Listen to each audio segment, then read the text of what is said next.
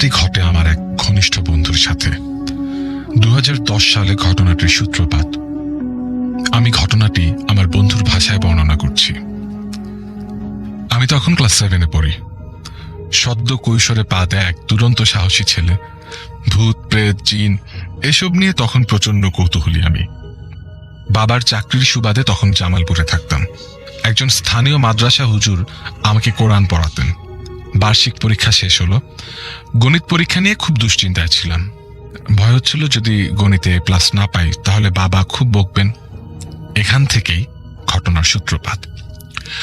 ঘটনাক্রমে আমি কোরআন শিক্ষার হুজুরকে পরীক্ষা খারাপ হওয়ার বিষয়টা বললাম, আর মজার ছলে এও বললাম যে তিনি যেন তার পোষা জিন দিয়ে আমার রেজাল্ট ভালো করার ব্যবস্থা করে দেন। আমার কথা শুনে তিনি কিন্তু হাসলেন না।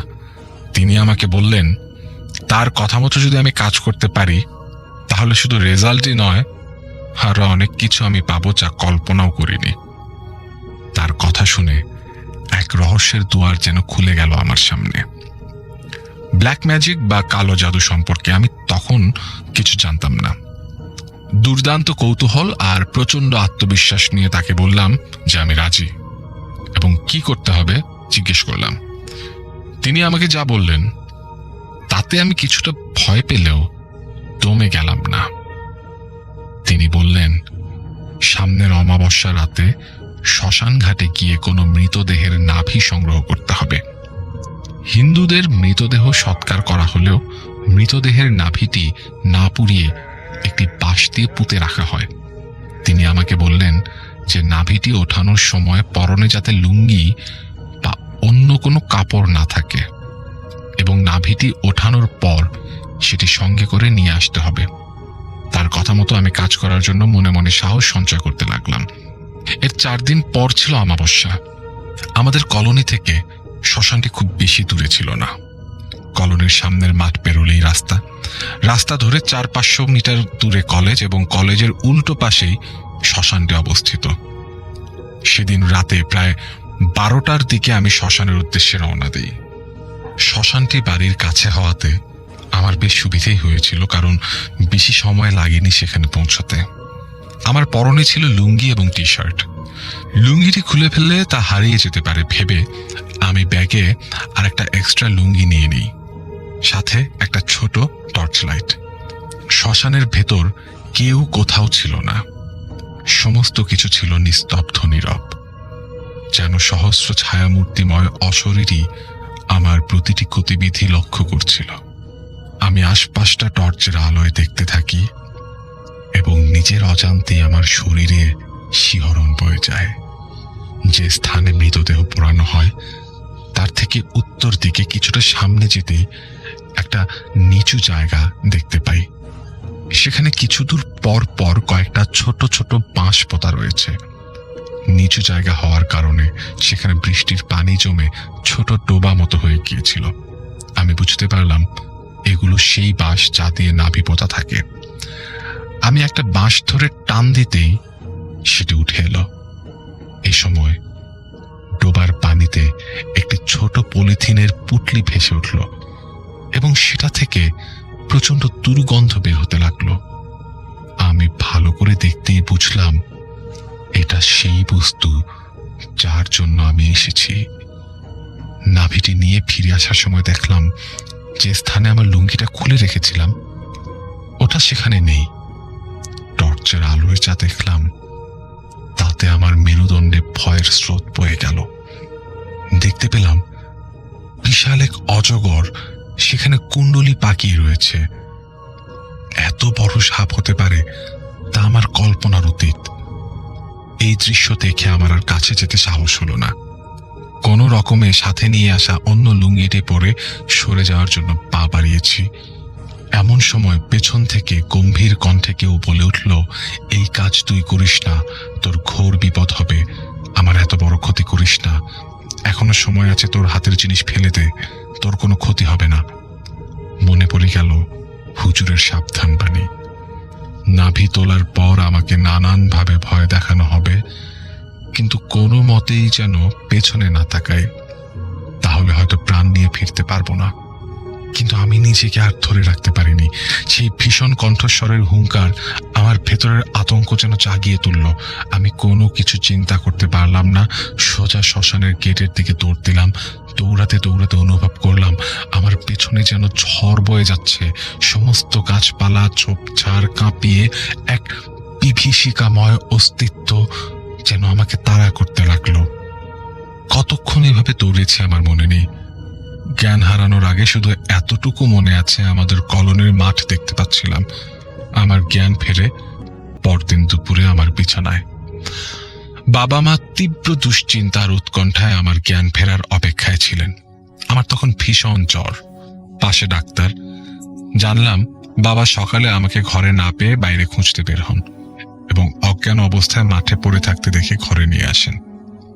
আমার সকালে জ্ঞান ফিরছিল না দেখে বাবা ডাক্তার নিয়ে আসেন। আমি বাড়ির কাউকে ঘটনা কিছুই বললাম না।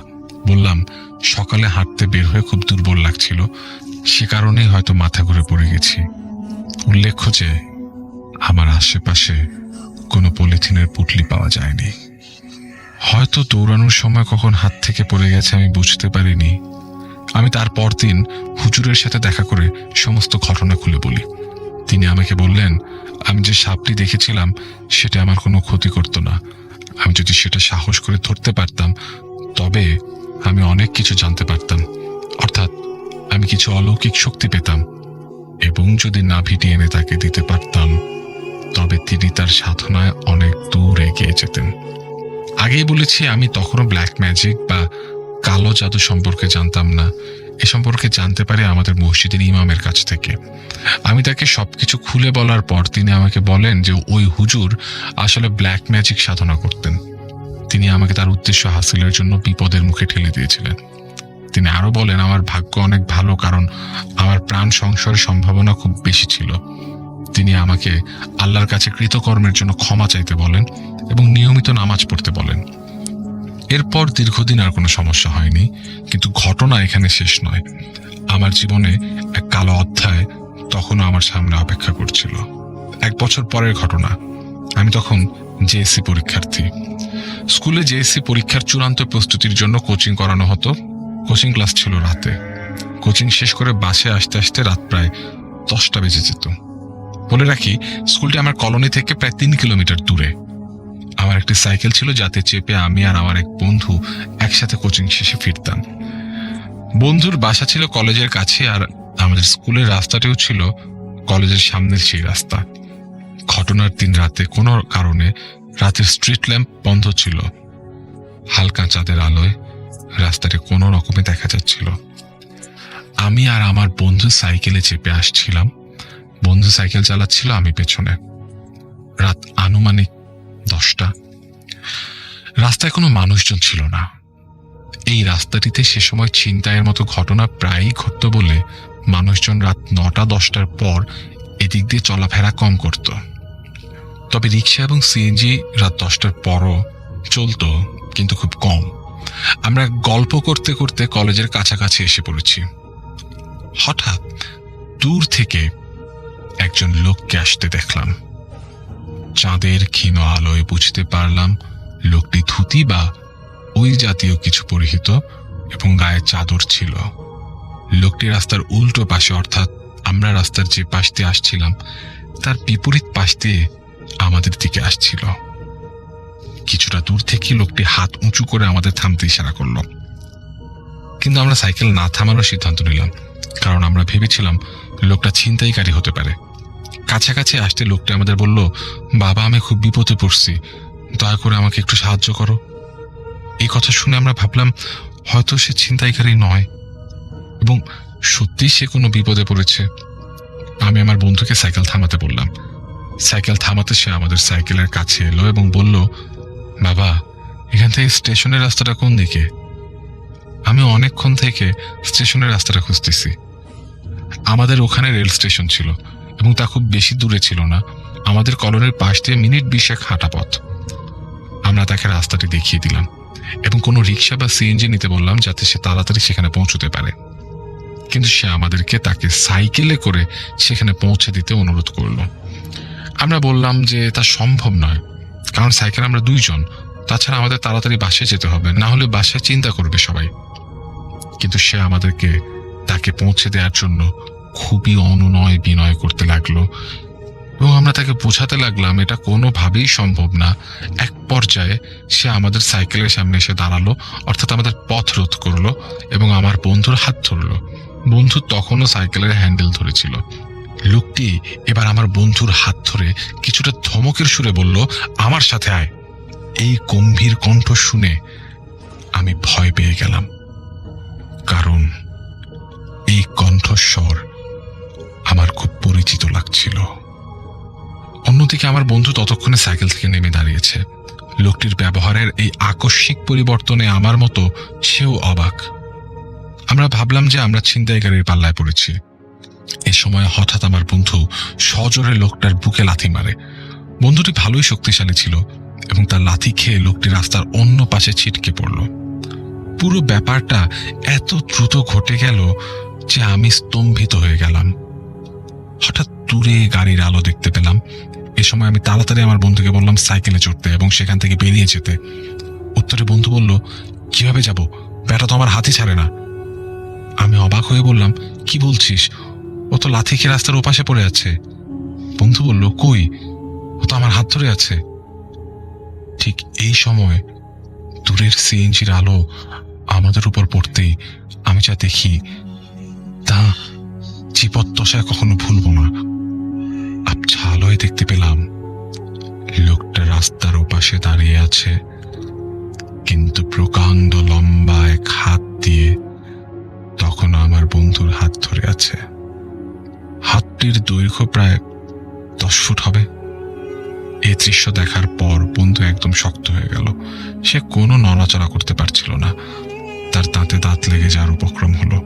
প্রাথমিক ধাক্কা সামলে আমি বন্ধুর হুঁশ ফেরানোর চেষ্টা করতে লাগলাম।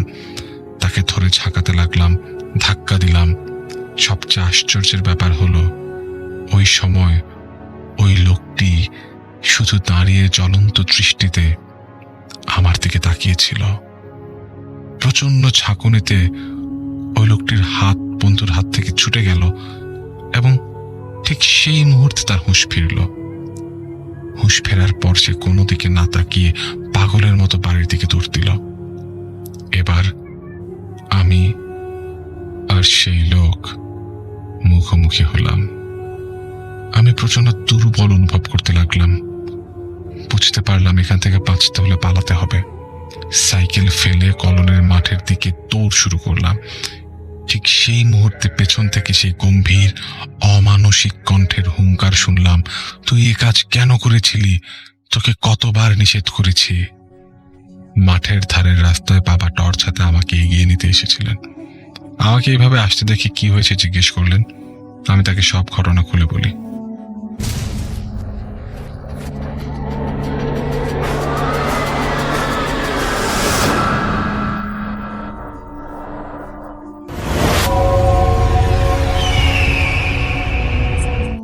হ্যালো রাসেল ভাই, আসসালামু আলাইকুম লিসেনার্স, হ্যালো টু এভরিওয়ান। অনেকদিন পরে আসলাম।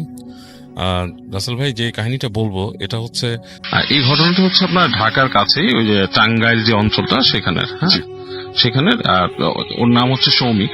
যদি ওর নাম সৌমিক, বাট ওকে মুসলিম ফ্যামিলির ছেলে, নামটা আর কি সৌমিক রাখা হয়েছে। এনিওয়েজ, তো ওদের ব্যাপারটা হচ্ছে কি, ওর ফ্যামিলিতে সবাই ঈদের ছুটিতে বাড়ি যায় আর কি। ওদের মূল বাড়ি ছিল হচ্ছে আরো দূরে কোথাও, মানে দিনাজপুরের কাছে একটা জায়গায়। সো ওরা টাঙ্গাইলে থাকতো। তো ঈদের আগে সবাই চলে যায়, বাট ও যেহেতু ওর বন্ধু বান্ধব সবার সাথে একটু সময় কাটাতে চায়, তো সেই কারণে ও যায় না আর কি। ও বাসায় থেকে যায়, ওর মানে বাবা মা বাড়ি চলে যায়, ও একাই থাকে অলমোস্ট বাসার মধ্যে, একজন কেয়ারটেকার সহ আর কি। তো যেটা হয়, ঈদের ছুটিতে বেশ একলা কিছুদিন ওখানে থাকে। 2-3 দিন থাকার পরে ওর ফ্রেন্ডরা করে যে ঈদের পর দিন ওরা একটা বাড়িতে যাবে, সেখানে যে ক্যাম্পিং করবে। এবং এই বাড়িটার যে লোকেশনটা ওকে দেওয়া হয়, যে বলা হয় যে এই বাড়িটাতে একটা ফ্যামিলি থাকতো, তারা তারা একটু জমিদার টাইপের ছিল এবং বেশ বড় বাড়ি। ওটা ওরা চলে গেছে, ওরা ইন্ডিয়া বা কোথাও থাকে, এখন বাসাটা খালি পড়ে থাকে মোস্টলি। ওর যে বন্ধু আছে সে ওখানে আর কি ইসের সাথে কথা বলে, ওখানকার কেয়ারটেকারের সাথে কথা বলে একটা অ্যারেঞ্জ করেছে রাতের বেলা, যাতে ওখানে ওরা ক্যাম্পিং করতে পারে, এরকম কিছু একটা। যাই হোক, শ্রমিক ওখানে ওদের বন্ধুদের সাথে ওখানে যায় এবং যেদিন ওরা ওই বাসাটায় যায় দুপুরের দিকে ওরা পৌঁছায়, বাসাটা যেয়ে দেখে যে ও মানে দুপুর মানুষজন খুব কম, ওই এলাকাতে এমনি মানুষ নাই, কারণ ঈদের সময় আরো মানুষ কমে গেছে এলাকায়, একটু খা খা করছে একটা জায়গা, এবং বেশ বড় একটা আঙিনা আছে বাড়ির সামনে, এবং ভেতরে ঢুকলে বাড়ির পুরানো আমলের দরজা জানালা এরকম একটা বাড়ি। সো ও বলেছে যে এখনো অনেকে নাকি ওই জায়গাটা মানে এখনো অনেকে চেনে ওইখানে বাড়ি হিসাবে। I don't know, I am not sure, যেহেতু আমি যাইনি ওইখানে। তো যাক, ওই বাসাটার মধ্যে ওরা যায় যে দুপুরের পর থেকে ওরা আয়োজন করে ওখানে কে কোথায় থাকবে, কি করবে না করবে। সো এভাবে করে ওদের সময়টা কেটে যায় সন্ধ্যা পর্যন্ত। তো সন্ধ্যার পরে মোটামুটি আয়োজন করে ওরা আড্ডা মারে, এবং ওদের মধ্যে একজন তখন ওই বাসার কাহিনী বলতে থাকে ওদেরকে, যে এই বাসার মধ্যে কি মানে বাসাটা মানে কার ছিল, কিরকম কি হয়েছে এখানে। তো ঘটনা উঠে আসে যে ওই বাড়িতে ওদের যে বাড়ির যে ফ্যামিলি ছিল তাদের একজন মানে মাসি আর কি, খালা হয়, তিনি নাকি ওই বাড়িতে মারা গিয়েছিলেন আত্মহত্যা করে। তো অনেকে নাকি মনে করেন যে ওখানে ওই মাসিকে দেখা যায় এরকম কিছু, এবং আরো কিছু এরকম মানে ভয়ের কথা ওদেরকে বলে যে এখানে এরকম এরকম হয় এসে। তো এটা শুনে ওর মধ্যে একটু ভয় কাজ করা শুরু করে, ওদের সবার মধ্যেই ভয় কাজ করা শুরু করে। তো সবাই মোটামুটি চায় যে একটা রুমের মধ্যে থাকবে এরকম, কিন্তু শ্রমিক মোটামুটি ও বলে যে না, আমি আসলে একলা ওরকম থাকতে মানে সবার সাথে একসাথে থাকতে চাচ্ছি না, তাতে আমাকে তোমরা ওই পাশে যে রুমটাতে আমি থাকতে চেয়েছি ওটাই দিও তোমরা। তো বলে ঠিক আছে। তো রাত্রেবেলা ওরা ওখানে থাকে। তো আড্ডা মেরে যখন নাকি আপনার রাত গভীর হয়ে গেছে, ধরেন 11টা-12টায় সময়, যে যার রুমের মানে যে ওরা চলে যায় 4-5 জন একদিকে, আর ওর রুমটা যেখানে থাকার কথা বলছে ওখানে চলে যায় রাতে। তো রাত্রে যখন ও ঘুমাইছে মানে শুয়ে আছে, শোয়ার খুব ভালো কোনো ব্যবস্থা না, পুরানো আমলে খাটের মধ্যে ওই যে আপনার ওই চাদর মুড়ি দিয়ে আর কি শুয়ে আছে। তো বলতেছে যে একটা সময় ওর কাছে ফিল হয় যে ওর ওই যে বাসাটার ভিতরে যে ওই দরজার ওই পাশে মনে হয় যে কেউ হাঁটাচলা করে, সাউন্ড হচ্ছে। তো মনে চিন্তা করে হয়তো ফ্রেন্ডরা ওখানে হাঁটাচলা করতেছে, যেটা জিনিসটাকে অনেক নর্মাল ভাবে নেয়। তো একটু পরেও ফিল করে যে ওর যে দরজাটা, রুমের দরজাটা, ওটা কেউ থপ করে ধাক্কা দিল, মানে ইটস লাইক কেউ একজন নক করার মতো, নক ঠিক না, জাস্ট হাত দিয়ে একটা পুশ করলো এরকম। তো ও তখনও ভাবে যে ওর ফ্রেন্ডরা মনে হয় ওর সাথে দুষ্টুমি করতেছে, আচ্ছা, যে সামথিং স্বাভাবিক, যে ও যেহেতু ভূতের গল্প বলছে এবং এই সেই হ্যান। তো জিনিসটাকে সে অনেকভাবে স্বাভাবিক নেওয়ার চেষ্টা করে, বলে যে আসলে এটা কিছুই না, ফ্রেন্ডরা এরকম করতেছে। আবার শুয়ে থাকে, আবার অনেকক্ষণ পর ধপ করে এরকম ধাক্কা দেয়। তো এইবারও সে মনে করতেছে বন্ধুরাই এরকম দুষ্টুমি করতেছে। তো ও যেটা করে, ও করে কি আস্তে করে খাট থেকে নেমে পা টিপে ওই ইসের কাছে যায়, ওই দরজার কাছে যায়। ও চিন্তা করছে এইবার যদি ধাক্কা দেয় ও দরজাটা ঠাস করে খুলে ফেলবে, যাই হোক, এবং ও শিওর যে ওর বন্ধুরা ওখানে থাকবে এবং সে উল্টা মজা নিবে তাদের থেকে। তো ওইভাবে দাঁড়ায় থাকে প্রিপারেশন নিয়ে। তো অনেকক্ষণ চলে যাচ্ছে, দরজা আর নক হয় না, হ্যাঁ এরকম একটা ইসের মতো। তো চুপচাপ দাঁড়ায় থাকে, হঠাৎ করে দরজার মধ্যে আবার একটা এরকম ধাক্কা মারার সাথে সাথে করে কি দরজার টান দিয়ে খুলে ফেলে। তো খোলার পর যেটা হয়, ও নিজেই ফ্রিজ হয়ে যায়, যে দরজা খোলার সাথে সাথে মনে হয় যে একটা বাতাস ঢুকলো ঘরের ভিতরে, মানে বাতাসটা হচ্ছে একটা দমকা বাতাসের মতো হালকা, ইটস লাইক কেউ যদি কাউকে পাস করে চলে যায়, মানে পাস করে যায়, পাশ থেকে কিন্তু বাতাসের হালকা সেরকম এটা। এবং ওর কাছে মনে হয় যে ওর ঘাড়ের কাছ থেকে মানে ঠান্ডা বাতাসের একটা চলে গেল, গুজবাম্পের মতো। ও তাকায় দেখে যে সামনের করিডোরে কেউ নাই, মানে পুরো জায়গাটা জানালার আলো দিয়ে দেখা যাচ্ছে, ওখানে যে পুরানো আমলের জানালাগুলো, এই জায়গার মধ্যে করিডোরটা কেউই নাই, শুধু রাত্রের আলো যতটুকু পড়ছে এতটুকুই। এবং তখন ওর গায়ের লোম পুরা দাঁড়া যায়। ও তখন মনে করে যে মানে আমি এটা কি করলাম, মানে হঠাৎ করে কি হলো, মানে কিছুক্ষণের জন্য পুরোপুরি সেন্স হারায় ফেলে। এবং পরবর্তী ও কি করে, মানে ভয় পেয়ে বন্ধুদের নাম ধরে ডাকা শুরু করে, এবং এই ডাকের চোটে ওর বন্ধুরাও মনে কোনো ভয় পাইছে, এবং এই কারণে ওর ওই চিৎকার শুনে ভয় পায়, দরজা খোলে না কিন্তু কেউই। তো কিছুক্ষণ ফ্রিজ হয়ে এখন দাঁড়ায় থেকে তখন একটু পরে নিজে ধাতস্থ হয়, মনে করে যে কিছু মানে কিছু হচ্ছে না, অতটুকুই হয়েছে আর কিছু হচ্ছে না। তো এরপরে মনে করেন যে দরজাটাকে চাপায়, রুমে আসে। তো চিন্তা করতে থাকে যে ঘটনাটা কি হলো, আসলে কি ভৌতিক কিছু হচ্ছে নাকি ফ্রেন্ডরাই আসলে ধাক্কাইছিল কোনোভাবে একটা কিছু, মানে ওরা চলে গেছে বা সামথিং, এরকম চিন্তা করে দরজাটা লাগায় এসে ও বিছানায় শোয়। তো বিছানায় শুয়ে যখন নাকি ওর যখন ঘুম চলে আসছে রাসেল ভাই, এই সময় হঠাৎ করে ওর হাতটা পড়ে বামে। ওর মনে হয় যে ওর হাতটা ঠান্ডা কিছুর উপরে পড়েছে, লাইক মানুষের শরীর যদি ঠান্ডা হয়ে যায়, মানে ঠান্ডা অসাড়, মানে যেটা নাকি আসলে যে অনুভূতিটা আমরা সাধারণত পাই না, লাইক বলতে গেলে আমরা মনে করি যে মরা লাশ ঠান্ডা হয়ে গেছে, এরকম এরকম একটা ঠান্ডা কিছুর উপর পড়ে। তো আটকে উঠে ও এরকম করে তাকায় যেটা দেখে যে একটা ওর হাত পড়ছে, ওর কাছে মনে হচ্ছে একটা মানে কালো কোনো অবয়ব শুয়ে আছে, যেটা কিন্তু মানুষ বোঝা যাচ্ছে না। মানে অবয়বটা মানুষ টাইপেরই, লম্বা, কিন্তু মানে কোনো গায়ের কালারও দেখা যাচ্ছে না, অন্ধকারে কিচ্ছু দেখা যাচ্ছে না, বাট বোঝা যাচ্ছে এটা মানুষ টাইপের কিছু। আচ্ছা, ওই শেপটা মানুষের মতো না। এবং এই সময় মনে হচ্ছে কি ওকে জড়ায় ধরলো, হাতটা দিয়ে এভাবে জাপটে ধরছে। এবং তখন ও বলছে যে যেই বোবায় ধরা এক্সপিরিয়েন্সটা মানুষের হয়, জি, দম নিতে পারে না এবং অনেক চেষ্টা করতেছে চিৎকার করার, কথা বলার, দোয়া পড়ার, এগুলো সে অনেক চেষ্টা করতেছে এবং ওর কিছুই হচ্ছে না। এবং একটা পর্যায়ে ওর কাছে মনে হচ্ছে যে মানে ওর মারা যাবে, এরকম একটা অবস্থা। অনেক কষ্টে সে মানে চেষ্টা করতে করতে করতে এক সময় দোয়া একটু পড়ে এবং ওই সময় মনে হয় ওকে ছেড়ে চলে যায় জিনিসটা। এবং ছেড়ে যাওয়াটা কাইন্ড অফ লাইক ধাক্কা দিয়ে চলে যাওয়ার মতো। এই অবস্থায় ও লাফ দিয়ে ওঠে এবং ও যে দোয়া পড়তেছিল দোয়াটা মুখ দিয়ে বের হয় পুরা।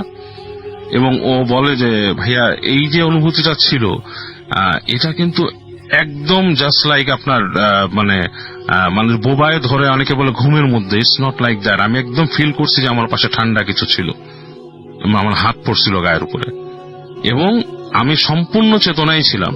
সো স্লিপ প্যারালিসিস নিয়ে মানুষ যারা বলে, আমি নিজে অনেক পড়েছি, অনেকে মেডিকেল ব্যাখ্যা দিতে থাকেন। আসলে এই সব কাহিনী শোনার পর কিন্তু ওইটার ব্যাখ্যাটার কোনোই আসলে কাজে আসে না, কারণ আমি রিলিজিয়াস ব্যাকগ্রাউন্ড গুলো শুনেছি আসলে জিনিসটা কি, but actually it doesn't make any sense এরকম কিছু। তো যাই হোক, ও কিন্তু কোনো মতো ওখানে বসেই রাতটা পার করে ওর মতো। এবং সকালবেলা ওর বন্ধুরা আসে, বন্ধুরা বলে ওর চিৎকার শুনেছে রাত্রেবেলা। এবং ওর বন্ধুরা অনেকে বলে যে ওরা নাকি কিছু জিনিস ফিল করছে রুমের ভিতরে, যেমন কানের মধ্যে কেউ সুড়সুড়ি দিছে রাতের বেলা, বন্ধুদের যখন শুয়ে ঘুমানোর চেষ্টা করছে কানে সুড়সুড়ি দিছে।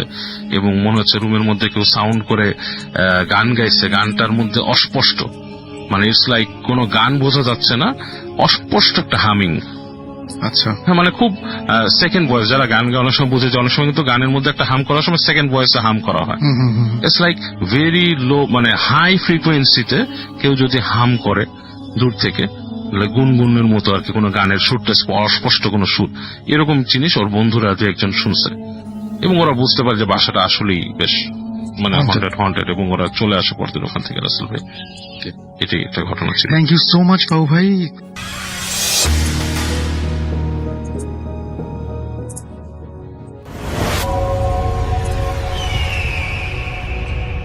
প্রিয় লিসেনার্স, আসসালামু আলাইকুম। আমি আফনান, আশা করি সবাই ভালো আছেন, সুস্থ আছেন। এখন যে ঘটনাটি আপনাদের সাথে শেয়ার করব, এই ঘটনাটি আমাদেরকে যিনি পাঠিয়েছেন উনি একজন নৌবাহিনীর সদস্য ভাই। চাকরির সুবাদে উনি বর্তমানে খুলনায় থাকলেও ওনার মূল বাড়ি দিনাজপুর জেলার চিরিরবন্দর উপজেলার ৭ নং আউলিয়াপুকুর ইউনিয়নের আরজি গলাহার গ্রামে। এই আরজি গলাহার গ্রামেরই অন্য আরেকটি মহল্লায় একজন গ্রাম সম্পর্কের চাচা থাকতেন, যার নাম মোহাম্মদ আব্দুর রহিম। মূলত এই রহিম চাচার সাথেই মূল ঘটনাটি ঘটেছিল। আমাদেরকে যিনি ঘটনা পাঠিয়েছেন উনি জানিয়েছেন যে উনি ওনার বাবার মুখে শুনেছেন এই রহিম চাচা যুবক বয়সে ডাকাত দলের সাথে যুক্ত হয়েছিলেন। তো যখন ডাকাতি করতেন, গভীর রাত্রে ডাকাতি করতেন, সেই ডাকাতির মাল ভাগ বাটোয়ারা করে ভোরের দিকে আবার বাড়িতে ফেরত আসতেন। একটা সময় ডাকাতি করেই ভালোই উপার্জন করেছিলেন, তবে সেগুলো রাখতে পারেন নাই। এখানে একটা বিষয় বলে রাখা ভালো, এই যে আরজি গলাহার গ্রাম, এই গ্রামের পাশেই রয়েছে হাইওয়ে রাস্তা, রাস্তার পাশে একটি বাজার, বাজারের দক্ষিণে অন্য একটা গ্রাম রয়েছে, গ্রামের দক্ষিণে একটি মসজিদ রয়েছে, পশ্চিম পাশে একটা পুকুর, পুকুরের পাশেই বাঁশঝাড়, এই বাঁশঝাড়ের সঙ্গে রয়েছে কয়েকটি কবর, কবরস্থানের পাশেই একটি বড় তেঁতুল গাছ রয়েছে। মূলত এই তেঁতুল গাছটা খুবই ভয়ঙ্কর এবং রহস্যে ঘেরা। যিনি ঘটনা পাঠিয়েছেন উনি বলেছেন যে ছোটবেলায় উনি শুনেছেন এবং দেখেছেনও, এই তেঁতুল গাছে কেউ উঠলে তার জ্বর আসবেই, একদম সুস্থ থাকবে এটা হতেই পারে না। আর এই যে রহিম চাচা, এই রহিম চাচার মুখে উনি শুনেছেন যে এই তেঁতুল গাছের নিচে, অর্থাৎ মাটির নিচে একটি সোনার মোচা রয়েছে। সোনার মোচা বলতে আমরা কলার বড় মোচা দেখেছি না, ওই রকম। এই মোচা নাকি মাঝে মাঝে গভীর রাত্রে মাটির উপরে উঠে আসতো, চতুর্দিকে আলো ছড়াতো, আশেপাশে আলোকিত হয়ে যেত। অন্ধকার রাতে সেই আলো অনেক দূর থেকে দেখা যেত। কোনো মানুষ এই গাছের আশেপাশে আসলে সেটা আবার নাকি পুনরায় মাটির নিচে চলে যেত। 400 থেকে 500 ফুটের মধ্যে কোনো লোক যদি চলে আসতো তাহলেই নাকি এই জিনিসটা মাটির নিচে চলে যেত। অনেকেই গভীর রাত্রে এই জিনিসটা দেখেছেন বলে শোনা যায়। আমাদেরকে যিনি ঘটনা পাঠিয়েছেন উনি জানিয়েছেন যে ওনার বাবার মুখে শুনেছেন যে এই রহিম মিয়া একটা সময় ডাকাতির সাথে যুক্ত হয়ে গিয়েছিলেন। গভীর রাতে উনি ডাকাতি করে বাড়িতে ফিরতেন, ডাকাতির মালামাল ভাগ বাটোয়ারা করতেন। তো একটা সময় অবশ্য উনি ডাকাতির কাজটা ছেড়ে দেন, ছেড়ে দিয়ে সম্পূর্ণ স্বাভাবিক জীবনযাপন শুরু করেন। ডাকাতি করে মোটামুটি যতটুকু সহায় সম্পত্তি অর্জন করেছিলেন সেটাও উনি খুইয়ে ফেলেছেন। আবার উনি দিনমজুর হিসাবেই নিজের জীবনটাকে শুরু করেছিলেন। অর্থাৎ ডাকাতির থেকে অর্জিত সম্পত্তি উনি আসলে ওভাবে ভোগ দখল করতে পারেন নাই।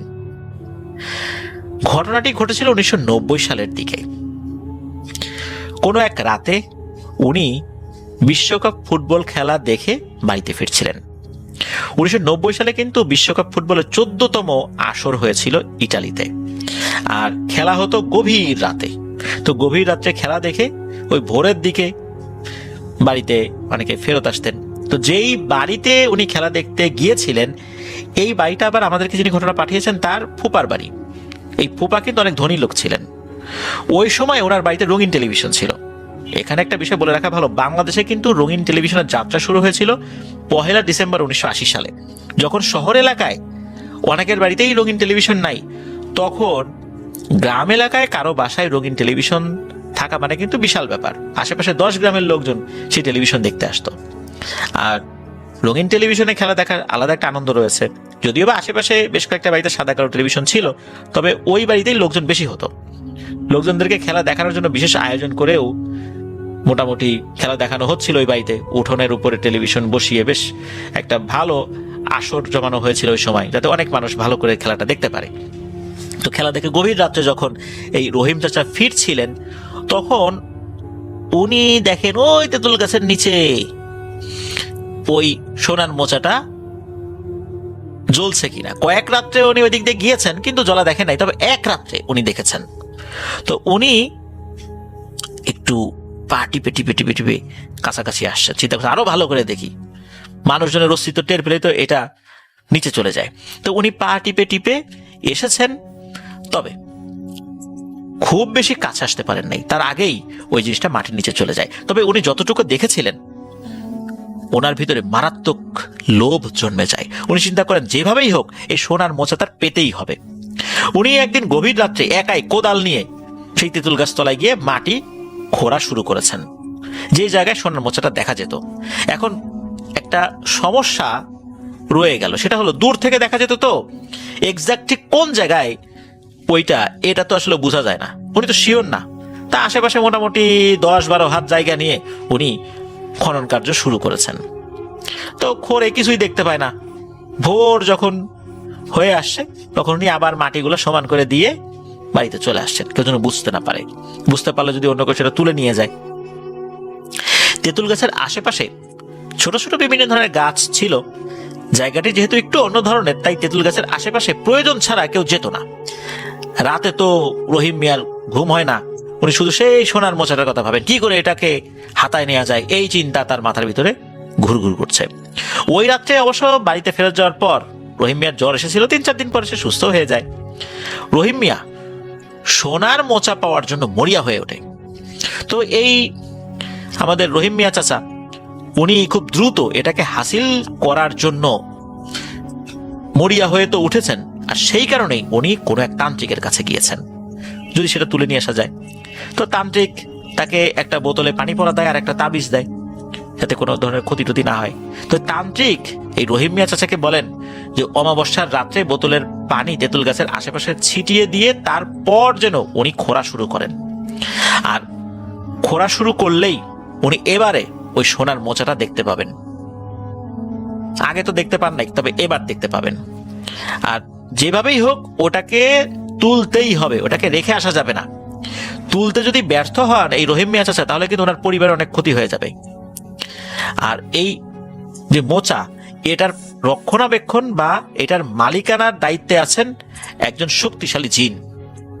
তবে সে খারাপ জিন না, তবে তার থেকে এটা নিয়ে আসাটা খুব কঠিন একটি ব্যাপার। ওই তান্ত্রিক এটাও বলেন যে তুমি এই জিনিসটা তুলতে যাচ্ছ, এই জমির মালিকও তো এটা তুলতে অনেক চেষ্টা করছে, কিন্তু তুলতে তো পারে নাই। তুমি যে চেষ্টা করতেছো, কাজটা কি ঠিক হচ্ছে? এই জমির মালিকেরও কিন্তু পা প্যারালাইজড হয়ে গেছিল। তো রহিম মিয়া চাচা এসব শোনার পর বলছে, আরে ধুর, এই লোকের সাহস নাই, তুলতে গেছে, আমার সাহস আছে, আমি তুলে নিয়ে আসবো। তো উনি পানি পড়া তাবিজ এগুলো নিয়ে চলে আসেন। তো অমাবস্যার রাত্রে রহিম মিয়া চাচা পানির বোতল নিয়ে তাবিজটা কোমরে বেঁধে কোদাল একটা নিয়ে ওই তেঁতুল গাছটার তলায় চলে গেছেন। চারপাশে পানি ছিটিয়ে দিয়ে মাটি কিছুক্ষণ খোঁড়ার পরেই ওই সোনার মোচার যে চিকন বা চোখা অংশটা, অর্থাৎ এইটা যে মোচাটা, এটা কিন্তু নিচের অংশ মোটা থাকে, সামনের অংশ চোখা চিকন থাকে, ওই চিকন অংশের অর্ধেকটা উনি দেখতে পেয়েছেন। অর্থাৎ পুরো এই মোচার অর্ধেক অংশ উনি দেখতে পেয়েছেন। উনি তো আনন্দে আত্মহারা, ওনার স্বপ্নের সোনার মোচা এবার উনি পাবেন। উনি তো আরো বেশি করে ওইটার চতুর্দিক থেকে মাটি খনন করা শুরু করেছেন। তখন এই রহিম মিয়া চাচা লক্ষ্য করেন, উনি যতই মাটি খনন করেন ততই মনে হচ্ছে ওই সোনার মোচাটা মাটির গভীরে চলে যাচ্ছে। মানে ওইটাকে উনি যতটুকু প্রথমে দেখেছিলেন ওরকমই দেখছেন। মাটি আশপাশ থেকে সরিয়ে ওটাকে আসলে যে বড় দেখবেন বিষয়টা এরকম না। রহিম মিয়া চাচা উনি সর্বশক্তি কাজে লাগিয়ে দ্রুত গতিতে মাটি খনন করতে থাকেন, কিন্তু অবস্থা যা আগে ছিল তাই। উনি যতটুকু খনন করেন ততটুকুই সোনার মোচাটা মাটির নিচে চলে যেতে থাকে। রহিম মিয়া চাচা উনি তো যতটুকু বাইরে দেখেছেন ওইটুকু ধরে খুব টানা হেঁচড়া করতে থাকেন। উনি চিন্তা করেছেন এটা তো খুব বেশি বড় না, আমি টেনে তুলে ফেলতে পারবো, কিন্তু কোনোভাবে উনি এক চুলও নড়াতে পারছিলেন না। মনে হচ্ছে যে কোনো একটা বিশাল জিনিস মাটির নিচে রয়েছে, এটা শুধু উপরের কিছুটা অংশ মাটির বাইরে রয়েছে। সুতরাং ওই অংশ ধরে কেউ যদি টানা হেঁচড়া করে তাহলে কি এক চুলো নড়াতে পারবে? বিষয়টা মনে হচ্ছে ওই রকম হয়ে গেছে। একটা পর্যায়ে এই রহিম মিয়া চাচা দেখেন যে সকাল হয়ে গেছে, গ্রামের লোকজন গরু ছাগল নিয়ে মাঠে যাচ্ছে ঘাস খাওয়ানোর জন্য। তখন রহিম মিয়া চাচা ভাবছেন যে আজকে তো একটা তোলা যাবে না, সকাল হয়ে গেছে, তুললেই তো অনেক এসে দেখে ফেলবে, জমির মালিকও নিজের বলে দাবি করবে। এই ভেবে রহিম মিয়া চাচা কোনো রকমের মাটি সমান করে দিয়ে বাড়ি চলে গেছেন। তো বাড়ি চলে যাওয়ার পর উনি শুয়ে পড়েছেন। বেশ কিছুক্ষণ পর আজানের ধ্বনি ওনার কানে ভেসে আসে। উনি চিন্তা করেন কি ব্যাপার, এটা কোন ওক্তের আজান দিল। উনি বের হয়ে দেখেন যে আরে এটা তো ফজর আজান দিয়েছে, চতুর্দিকে তখন অন্ধকার। উনি ভাবছেন কি ব্যাপার, আমি না সকাল হওয়া দেখে বাড়িতে আসলাম, এত পরে ফজর আজান দিল, এখন আবার অন্ধকার হয়ে গেল, ঘটনা কি?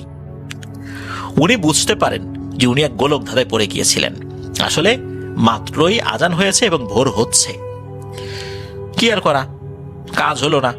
রহিম মিয়া চাচা আবার ঘরে গিয়ে ঘুমিয়ে পড়েছেন। ওই যে ঘুম, ওই ঘুমের মধ্যেই রহিম মিয়া চাচা স্বপ্নে একটা জিনিস দেখছেন, একটি কালো অবয়ব, তার চেহারা বোঝা যাচ্ছে না, তাকে বলছে, হ্যাঁ রে রহিম মিয়া, অন্যের সম্পদে তোর এত লোভ, লোভে পড়ে তো ডাকাতি করতি, অনেক সম্পদ তো লুট করে আনছিলি, কই সে সম্পদ কই? কিছুই তো তোর নাই, এখন তো অন্যের বাড়িতে দিনমজুর হিসেবে কাজ করিস। এসব পাপের জিনিস কি থাকে? আরেকজনের জিনিস লুট করে আনলে সেগুলো কি থাকে? এগুলো কি ভালো জিনিস? তুই একটা লোভী লোক, তুই এই জিনিসের কদর বুঝবি? আমি তোকে এমনি এমনি দিব? তুই তো ভালো লোক না, তুই তো এটাও নষ্ট করে ফেলবি রে। তুই ভালো হলে আমি চিন্তা ভাবনা করতাম, তোর এই অতি লোভ তোর সর্বনাশ করে ছাড়বে। তুই অনেক বড় ভুল করছিস, অনেক বড় বিপদ ডেকে আনছিস, দেখ তোর কি হয়। এরপর রহিম মিয়া চাচার ঘুম ভেঙে যায়। রহিম মিয়া চাচা খুব একটা বেশি পাত্তা দেন না, তবে উনি চিন্তা করে থাকেন আবার কোন রাতে যাওয়া যায়। ওই দিন সকাল থেকেই রহিম মিয়ার একটা ছেলে অসুস্থ হয়ে যায়। অসুস্থ যখন হয়েছে, ছেলেকে নিয়ে একটু দৌড়ঝাঁপ করছে, এর ভিতরে রাত্রেবেলা ওই মোচা তুলতে যাওয়ার মতো চিন্তা ভাবনা তার মাথায় আসে নাই। অল্প কয়েকদিনের মধ্যেই ছেলেটি মারা যায়। রহিম মিয়া চাচা সেই তান্ত্রিকের কাছে যান। তান্ত্রিক বলেন, কিছুই করার নাই, তোমাকে তো আগেই বলছিলাম, আর তুমি এই মোচার কথা ভুলে দাও বাপু, এটাই তোমার মঙ্গল। তুমি যদি এটা পাবার আবার আশা করো, তোমার কিন্তু আরো বেশি ক্ষতি হবে। রহিম মিয়া চাচা চিন্তা করলেন, দূর এই তান্ত্রিক কিছু জানে না, দেখা যাবে এই তান্ত্রিকই নিজে এটা তুলে নিয়ে আসছে, এর থেকে অন্য ভালো কোনো তান্ত্রিকের কাছে যাই। উনি অন্য আরেকজন তান্ত্রিকের কাছে গেছেন, সেই তান্ত্রিকও তাকে ফিরাই দিয়েছে। এইভাবে বেশ কিছু তান্ত্রিকের কাছে গিয়েছেন, প্রত্যেকটা তান্ত্রিকই তাকে ফিরিয়ে দিয়েছে। সবাই তাকে নিষেধ করছে যে এই জিনিসটা নেওয়া যাবে না। তো এই যে উনি যে কাজটা করছিলেন, এই কাজটা তখনই উনি প্রকাশ করেছিলেন যখন এটার জন্য উনি অনেকটাই উন্মাদের মতো হয়ে গিয়েছিলেন যে এই মোচাটাকে পেতেই হবে। উনি যখন উন্মাদের মতো হয়ে গেছেন তখন সবাইকে বলতেন যে উনি এই কাজটি করেছেন। তার আগে কিন্তু বলতেন না, তার আগে এই বিষয়টা গোপন রাখতেন। আর ওই সময়ই আমাদেরকে যিনি ঘটনা পাঠিয়েছেন তার কাছে উনি স্বীকার করেছিলেন যে কিভাবে উনি কাজটি করেছেন। এই জন্য এই ঘটনাটা ওই গ্রামের অনেক লোকই জানে যে এই রহিম মিয়া চাচা কিভাবে কাজটি করেছেন, কারণ মাথাটা ঠিক ছিল না, সবাইকে এই ঘটনাটা বলতেন। এদিকে হঠাৎ করে ওনার স্ত্রী মারা যায়। কিন্তু এই যে রহিম চাচা এই সোনার মোচার নেশায় উনি সারাক্ষণ চিন্তামগ্ন থাকতেন, সারাক্ষণ চিন্তা করতেন এই মোচা উদ্ধার করব, এইটা দিয়ে আমি এটা করব, ওইটা করব, এরকম চিন্তা করতে করতেই উনি শুকিয়ে যেতে থাকেন। শুকিয়ে একদম কঙ্কালের মতো হয়ে গিয়েছিলেন। উনি প্রায় 12 বছর জীবিত ছিলেন এই ঘটনার পরেও।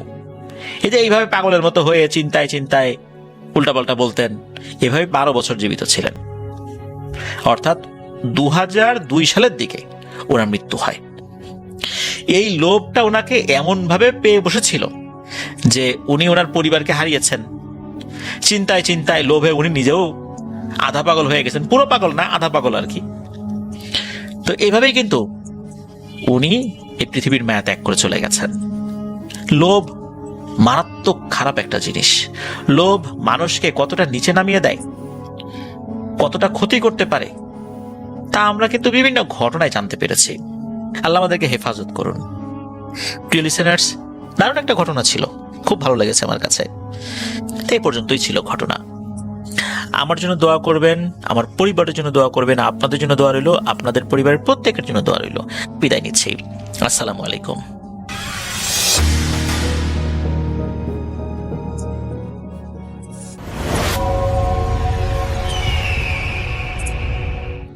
ধন্যবাদ রাসেল ভাই আমাকে এই ঘটনা বলার সুযোগ দেওয়ার জন্য। আমার নাম রিপন, আমি এসেছি লালমিয়ার থেকে। রাসেল ভাই, এখন যে ঘটনাটা আমি আপনাকে শেয়ার করব, এই ঘটনাটা আমাকে শেয়ার করেছেন, তার নাম হলো শরীফুল, আর তারপরে হচ্ছে কুড়িগ্রাম জেলার নাগেশ্বরী উপজেলার সীমান্তবর্তী গ্রামে। রাসেল ভাই, আমি চেষ্টা করব শরীফুল ভাইয়ের মতো করে ঘটনাটা তার মতো করে শেয়ার করার। রাসেল ভাই, শরীফুল ভাইয়ের চাচা ছিলেন একজন গ্রাম্য পশু চিকিৎসক। তো ওনাকে রাত বিরাতে দেখা যায় যখনই প্রয়োজন গ্রামের মানুষের গরু ছাগলের চিকিৎসার জন্য তাকে যেতে হয়। তো এরকম একদিন শরীফুল ভাইয়ের চাচা একদিন রাত 12টার দিকে তাদের পাশের গ্রাম থেকে একটা গরু অসুস্থ হয়েছিল, তো সেটাতে চিকিৎসা দিতে গিয়েছিলেন এবং চিকিৎসা দেওয়ার পর তিনি যখন বাড়ি ফিরতেছিলেন তখন আসলে তিনি দেখেন যে বৃষ্টি পড়তেছে। সেই সময় ছিল বর্ষাকালের একটা রাত, তো তাই এই জন্য বৃষ্টি পড়তেছে। তো তিনি দেখেন যে চারিদিকে রাস্তাগুলো একদম কর্দমাক্ত। সে সময় আসলে এখনকার মতো পাকা রাস্তা ছিল না, সে সময় সবগুলো রাস্তাই ছিল, গ্রামের রাস্তা ছিল কাঁচা রাস্তা। তো ওনার হাতে ছিল কেবল একটা পুরোনো আমলের টর্চ লাইট। গ্রামের শেষ মাথায় একটা বিশাল পুরোনো বাঁশঝর ছিল, যে জায়গাটা দিনের বেলাতেও বেশ অন্ধকার থাকে। তো বাঁশঝরের কাছাকাছি আসতেই চাচার মনে হলো ওনার ঠিক পিছনে কেউ একজন হাঁটতেছে। তো তিনি হলো কনফিউশন দূর করার জন্য তিনি টর্চ মেরে দেখলেন যে তার ঠিক পিছনে দূরে একটা লোক, লুঙ্গি এবং পাঞ্জাবি পরা একজন মানুষ ওনার দিকে এগিয়ে আসতেছে। লোকটার মুখটা কুয়াশার কারণে পরিষ্কার বোঝা যাচ্ছিল না, কিন্তু তার হাতে একটা হারিকেন ছিল, যেটা শিখা একদম স্থির হয়ে জ্বলছিল। নর্মালি আগুন কখনো কিন্তু স্থির হয়ে জ্বলে না। তো চাচা ভাবলেন হয়তো ওনার মতোই কেউ কাজ সেরে ফিরতেছেন, তাই তিনি একটু অপেক্ষা করলেন যাতে দুজনে মিলে একসাথে রাস্তাটা পার হওয়া যায়। তো চাচা যখন লোকটার জন্য একটু দাঁড়ালেন তখন লোকটা ধীরে ধীরে ওনার খুব কাছে চলে এলো। কিন্তু অদ্ভুত ব্যাপার হলো রাসেল ভাই, লোকটা ওনার ঠিক পাশ দিয়ে হেঁটে যাওয়ার সময় কোনো শব্দ হলো না, এমনকি কাদা মাটির উপর দিয়ে হাঁটায় যে একটা সপ শব্দ হওয়ার কথা তাও শোনা গেল না। চাচা লক্ষ্য করলেন লোকটার হাতের হারিকেনটা জ্বলছে ঠিকই, কিন্তু সেই আলোতে লোকটার কোনো ছায়া পড়তেছে না। তো এটা দেখে তিনি বেশ ভয় পেলেন। ভয়ে চাচার যেন গায়ের লোম খাড়া হয়ে গেল। তিনি নিজের টর্চের আলোটা লোকটার গায়ে ফেলে সেই লোকটার গায়ে ফেললেন এবং দেখলেন যে লোকটার পা দুটো মাটির উপরে নেই, বরং মাটি থেকে অন্তত 1 ফুট উপরে শূন্যে ভাসতেছে। তো লোকটা একবারও চাচার দিকে না তাকিয়ে সোজা সেই ঘন বাঁশঝড়ের দিকে ঢুকে গেল। চাচা এটা দেখে সেখানে স্থির হয়ে দাঁড়িয়ে তিনি অনুভব করলেন তার সমস্ত শরীর যেন ঘেমে যাচ্ছে, কারণ তিনি জানতেন সেই বাঁশঝড়ের ভিতর দিয়ে যাওয়ার কোনো রাস্তা নেই, ওটা একদম জঙ্গল দিয়ে ভরা। তো তবুও সেই লোকটা কোনো বাধা ছাড়াই সেই বাঁশঝড়ের ভিতর দিয়ে যেন মিলিয়ে গেল। তো লোকটা বাঁশঝড়ের ভিতর দিয়ে মিলিয়ে যাওয়ার পর চাচা সিদ্ধান্ত নিলেন তিনি আর এক মুহূর্তে সেখানে দাঁড়াবেন না। তিনি প্রায় দৌড়াতে শুরু করবেন ঠিক, কিন্তু ওনার মনে হতে লাগলো যে রাস্তাটা যেন আর শেষ হচ্ছে না। একই বাঁশঝড় আর একই বাঘ বারবার ওনার সামনে ফিরে আসতেছে। তিনি খুবই কনফিউশন হলেন যে তার সাথে এগুলো কি হচ্ছে। তো হঠাৎ ওনার টর্চের আলোটা ক্ষীণ হয়ে আসতে শুরু করলো। এই অন্ধকারের মধ্যে তিনি অনুভব করলেন যে বাঁশঝড়ের উপর থেকে একটা লম্বা শুকনো হাত ওনার দিকে নেমে আসতেছে। ওনার উপরের দিকে তাকাতেই দেখলেন যে একটা ছায়া অবয়ব বাঁশের মাথায় ঝুলে আছে এবং তার আঙ্গুলগুলো ওনার কাঁধের দিকে এগিয়ে আসতেছে। তো রাসেল ভাই এখানে সেই চাচাটা খুবই ভয় পেয়ে যান। শরীফুল ভাই জানায় যে তার চাচা এত পরিমাণ ভয় পেয়ে যান যে সেখানে তিনি জ্ঞান হারিয়ে ফেলেন এবং পরের দিন সেই গ্রামের লোকজন তাকে ওই বাঁশঝড়ের নিচে অজ্ঞান অবস্থায় পায় এবং তাকে উদ্ধার করা হয়। তো পরবর্তীতে যেহেতু তিনি একজন পরিচিত গ্রাম্য পশু চিকিৎসক ছিলেন, এ কারণে সবাই তাকে চিনে। তো রাসেল ভাই যখন ওনাকে একজন ওই এলাকার একজন বাসায় নিয়ে যে জ্ঞান ফেরান এবং জিজ্ঞেস করেন যে আপনি ওখানে এইভাবে অজ্ঞান হয়ে পড়েছিলেন কেন, তো রাসেল ভাই ওই শরীফ ভাই চাচা যা বলেন এটা শুনে সবার মাথা যেন ঘুরে যায়। তিনি বলেন যে ওইখানে ওই বাঁশঝড়ের ভিতরে যখন তিনি একটা লোককে হারিকেন নিয়ে যেতে দেখেছিলেন, ঠিক তার পরে তার সাথে কিছু অদ্ভুত ঘটনা ঘটে। তার মধ্যে একটা ঘটনা হলো একটা কালো অবয়ব, তিনি হলো বাঁশের দেখেন যে বাঁশের আগালের মধ্যে একটা কালো অবয়ব ঝুলে আসছে এবং যখনই সেই অবয়বটা তিনি শরীফুল ভাইয়ের চাচা দেখেন সেই অবয়বটা তার দিকে ধেয়ে আসতে শুরু করে এবং সেটা যেন চোখের নিমেষেই তার সামনে চলে আসে এবং এসে কোনো কথা নেই সরাসরি শরীফুল ভাইয়ের গলা চেপে ধরে। তিনি অনুভব করেন যে তার গলাটাকে তিনি সেই অবয়বটা থেকে ছাড়াবেন, কিন্তু যখন তিনি দেখেন যে তার গলাটাকে যখন তিনি দেখতেন চেপে ধরতেছে, তো শরীফুল ভাইয়ের চাচা সেই গলাটা সেই অবয়বটা থেকে বাঁচার জন্য তার 2 হাত দিয়ে সেই হাতটাকে সরানোর চেষ্টা করতেছেন, কিন্তু পরক্ষণে তিনি খেয়াল করেন যে নিজের হাতে নিজে তিনি তার গলা চেপে ধরেছেন এবং তার গলাটা থেকে তার নিজের হাত আর নামাতে পারতেছেন না। তার কাছে মনে হচ্ছে যে তার নিজের 2 হাত দিয়ে যেন তার গলা চেপে তিনি নিজেকে মেরে ফেলতেছেন। এরপরে আসলে তার আর কিছু মনে নেই। তো রাসেল ভাই এরপর ওই শরীফুল ভাইয়ের চাচাকে তার বাসায় পৌঁছে দেন, যিনি আসলে তাকে অজ্ঞান হতে দেখেছিলেন। তো বাসায় পৌঁছে দেওয়ার পর এরপর রাসেল ভাই তিনি প্রায় 1 দিনের মতো অসুস্থ ছিলেন। তো 2 দিন পর যখন তিনি সুস্থ হওয়ার পর তিনি পুনরায় চিকিৎসা দেওয়া শুরু করেন। তো সেদিনের ঘটনাটাকে আসলে যদিও তার সাথে একটা ভয়ানক ঘটনা ছিল, তিনি সেই ঘটনাটা আসলে 2 দিন পর একটু স্বাভাবিকভাবেই নেন, যেহেতু কাজ করতেই হবে এবং অনেক মানুষ এসে আসলে বাসায় এসে তাকে খোঁজ খবর নেয়, বলতে তাদের গরুর চিকিৎসা বা ছাগলের চিকিৎসা কোনো পশু চিকিৎসার জন্য তাকে বাসায় আসেন এবং ডাকেন। তো তিনি ঠিক ওইভাবেই তিনি হলো পাশের গ্রামে, তো আসলে এর আগে যে গ্রামে গিয়ে ঘটনা ঘটেছিল সেই গ্রামে না, এটা আর একটা গ্রামে তিনি যান এবং সেখানে তিনি সেদিন তার কাছে একটা সাইকেল ছিল, তো তিনি সাইকেল নিয়ে সেই গ্রামে যান এবং গ্রাম থেকে আসার সময় সেই সাইকেলে করে এসেছিলেন। আসলে রাসেল ভাই এখানে বলে রাখা ভালো যে সাইকেলটা কিন্তু তার ছিল না, তার হলো বড় ভাইয়ের ছিল, ওই শরীফুল চাচার মানে জ্যাঠো হয় ওনার ছিল। তো যেহেতু দূরের রাস্তা এই জন্য আসলে ওনার কাছে বলে তিনি সাইকেলটা নিয়েছিলেন। তো সাইকেলটা নিয়ে তিনি ওই গ্রামের যে গ্রামে গিয়েছিলেন সেই গ্রামে থেকে আসার সময় তার গ্রাম, ওই গ্রাম থেকে তার গ্রাম আসার সময় একটা কবরস্থান পড়ে।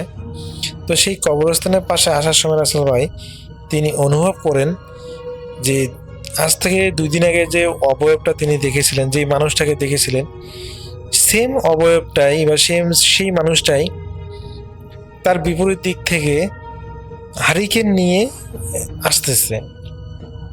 রাসেল ভাই এটা দেখে তো তিনি প্রচন্ড পরিমাণ ভয় পেয়ে যান, কারণ এই লোকটাই তো সেই লোকটা যেটা পাথরের মধ্যে ঢুকে গিয়েছিল এবং তারপরে একটা কালো অবয়বে তার আশে গলা চেপে ধরেছিল। রাসেল ভাই সেম টু সেম ভাবে সেই লোকটা তাকে পাশ কাটিয়ে চলে যায়। তিনি দেখেন সেই লোকটার পা দেখা যাচ্ছে না, মনে হচ্ছে যে সে রাস্তা থেকে 1 ফুট উপরে সে যেন নিঃশব্দে তাকে ক্রস করে চলে গেল। তো এটা দেখে তিনি প্রচণ্ড পরিমাণ ভয় পান এবং তিনি তার সাইকেলটাকে দ্রুত গতিতে, তার যত শক্তি আছে যেন তিনি দ্রুত গতিতে তিনি সাইকেল চালানো শুরু করেন। তো রাসেল ভাই তিনি যখন দ্রুত গতিতে সাইকেল চালাচ্ছেন তার কাছে মনে হচ্ছে যে একটা নিঃশ্বাস কেউ যেন তার ঘাড়ের মধ্যে ফেলতেছে। তো রাসেল ভাই কৌতূহল মেটানোর জন্য তিনি যখন সাইকেলটা একটু স্লো করে পিছনে তাকান, তিনি দেখেন যে তার সাইকেলের পিছনে সেই অবয়বটা যেটা তার এর আগে গলা চেপে ধরেছিল, একটা কালো অবয়ব, সেই অবয়বটা তার পিছনে বসে আছে, সাইকেলের পিছনে বসে আছে। এবং রাসেল ভাই যখনই তিনি সেই অবয়বটাকে দেখেন এবং তিনি তার সাইকেলের কন্ট্রোল হারিয়ে, মানে সাইকেলের ব্যালেন্স হারিয়ে তিনি একটা খাদের মধ্যে গিয়ে পড়েন। তো পড়ে যাওয়ার পর সেই অবয়বটাকে তিনি ওই খাদের মধ্যেও দেখতে পান এবং রাসেল ভাই তিনি দেখেন সেই অবয়বটা পুনরায় তার যেন 2টা হাত দিয়ে তার গলা চেপে ধরেছে। এবং শরীফুল ভাইয়ের চাচা তিনি তার ওই গলার থেকে সেই অবয়বটা হাতটা সরানোর জন্য যখন তিনি চেষ্টা করেন, তিনি অনুভব করেন তিনি পুনরায় যেন তার হাত দিয়ে তার নিজের গলাকে চেপে ধরেছেন। এরপর রাসেল ভাই তার আর কিছু মনে নেই, তিনি সেখানে জ্ঞান হারিয়ে ফেলেন। এবং ওই কবরস্থানের পাশ দিয়ে পরের দিন এক পথচারী যাওয়ার সময় তাকে সাইকেল ওই খাদের মধ্যে পান এবং সেখানে দেখেন যে তিনি অজ্ঞান হয়ে পড়ে আছেন। তো যখন তাকে জ্ঞান ফেরানো হয় তখন তিনি সেই মানুষটাকে আসলে সত্যটা বলেন না, যে বলেন যে হয়তোবা তিনি কোনো একটা কারণে আর কি তিনি এখানে বেহুশ হয়ে গিয়েছেন। তো তিনি যখন সাইকেল চালিয়ে আবার পুনরায় বাসায় আছেন, রাসেল ভাই তিনি লক্ষ্য করেন যে তার শরীরে প্রচণ্ড পরিমাণে জ্বর এবং তিনি বুঝতে পারেন যে তার সাথে যা কিছু হচ্ছে এগুলো মোটেও স্বাভাবিক নয়। তো তিনি তার একজন কবিরাজের সাথে দেখা করেন এবং কবিরাজ জানান যে ওই জিনটা আসলে ওই পাঁচজনেই থাকে এবং সে আসলে মানুষকে বিরক্ত করে। তো ওই পাঁচজনের আসলে পাশ দিয়ে যদি কাউকে একা পায় আর তারা যদি ভয় পায় তাদের উপর নাকি সে প্রভাব খাটায়। তো সেই কবিরাজ বলে যে আপনার চিন্তা করবেন না, আমি সমস্ত কিছু সমাধান করে দিচ্ছি। তো এরপরে ওই কবিরাজটা ওনাকে একটা তাবিজ দেন এবং বলেন যে আপনি যখন, এটা সবসময় পড়ে থাকার দরকার নাই, শুধুমাত্র আপনি যখন ওই পাঁচজনের আশেপাশে দিয়ে যাবেন বা দূরে কোথাও যাবেন তখন শুধু এই তাবিজটা ব্যবহার করবেন। আর এটা এমনিতে আপনার সাথে রাখবেন, যখন আপনার মনে হবে যে আপনি কোনো বিপদের আশঙ্কায় আছেন তখন শুধুমাত্র এই তাবিজটা ব্যবহার করবেন। তো রাসেল ভাই এর পরবর্তীতেও ওনার সাথে এই ছোটোখাটো সমস্যার সৃষ্টি হয়েছিল, কিন্তু যখনই তিনি ওই তাবিজটা ব্যবহার করেছেন হাতের মধ্যে বেঁধে, তখনই আর তার সাথে কোনো ভৌতিক ঘটনা ঘটে নেই। তো রাসেল ভাই এটাই ছিল শরীফুল ভাইয়ের ঘটনা। আমার কাছে ঘটনাটা ভালো লেগেছিল, এই কারণে আপনার কাছে শেয়ার করলাম। তো রাসেল ভাই এটাই ছিল আমার ঘটনা।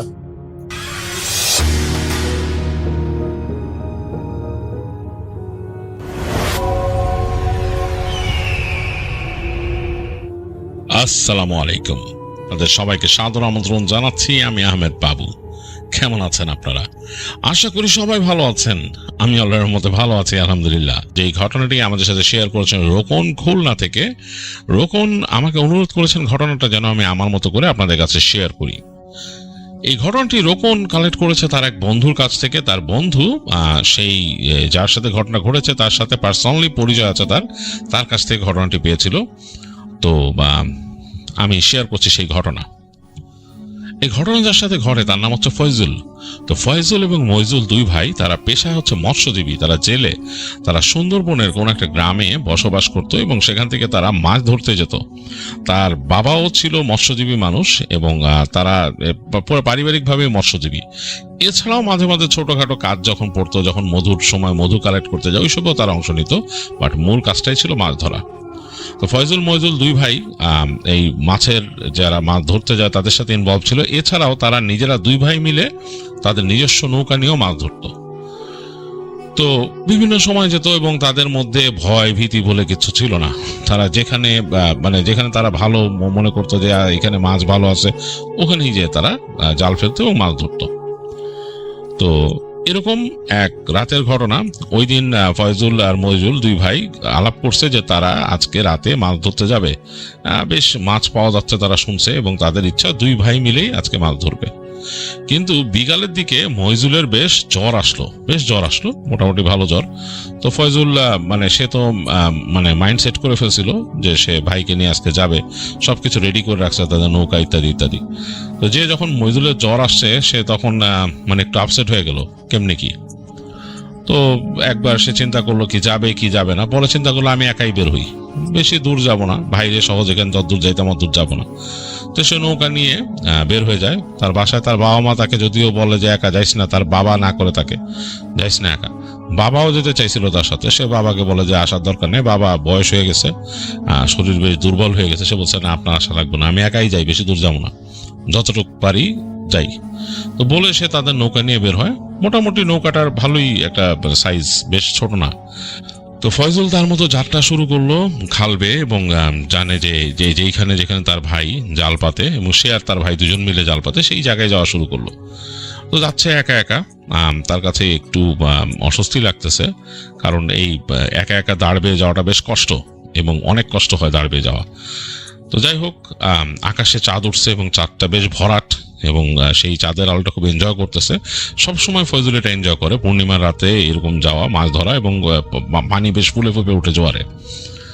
তো বাইতে বাইতে সে চলে আসলো এক জায়গায়। সেই জায়গায় তার ভাই আর সে দুজনেই মাছ ধরার জন্য জাল পাততো। তো আজকে সে একা একা বেশ কঠিন হয়ে যাচ্ছে কাজটা করা তার জন্য। তো সে জাল পেতে পেতে একটু সামনে যাচ্ছে এবং জালটা অনেক দূর পরপর জালের পেতে যায় ওখানে, এরকম তাদের সিস্টেম। তো জাল পেতে সে তার নৌকা নিয়ে চলে আসলো একটা কর্নারে এসে একটা পাড়ে সে তাদের নৌকা ওইখানে বাঁধলো, বেঁধে সে বসে আছে পাশে। চিন্তা করলো যে একটু পরে গিয়ে সে জাল তুলবে। তো এরকম কিছুক্ষণ অপেক্ষা করার পর গিয়ে সে যখন জাল তুললো দেখলো মোটামুটি বেশ খানিকটা বেশ মাছ উঠছে, ছোট ছোট মাছ যদিও। সেগুলোকে সে বেছে বেছে সব নিল। নেওয়ার পরে সে তাকায় দেখতেছে এই খালটা থেকে একটা ছোট খাল ঢুকে গেছে। তো সেই খালে বেশ পানি ঢুকতেছে, পূর্ণিমার জোয়ারের প্রভাবে বেশ পানি যাচ্ছে।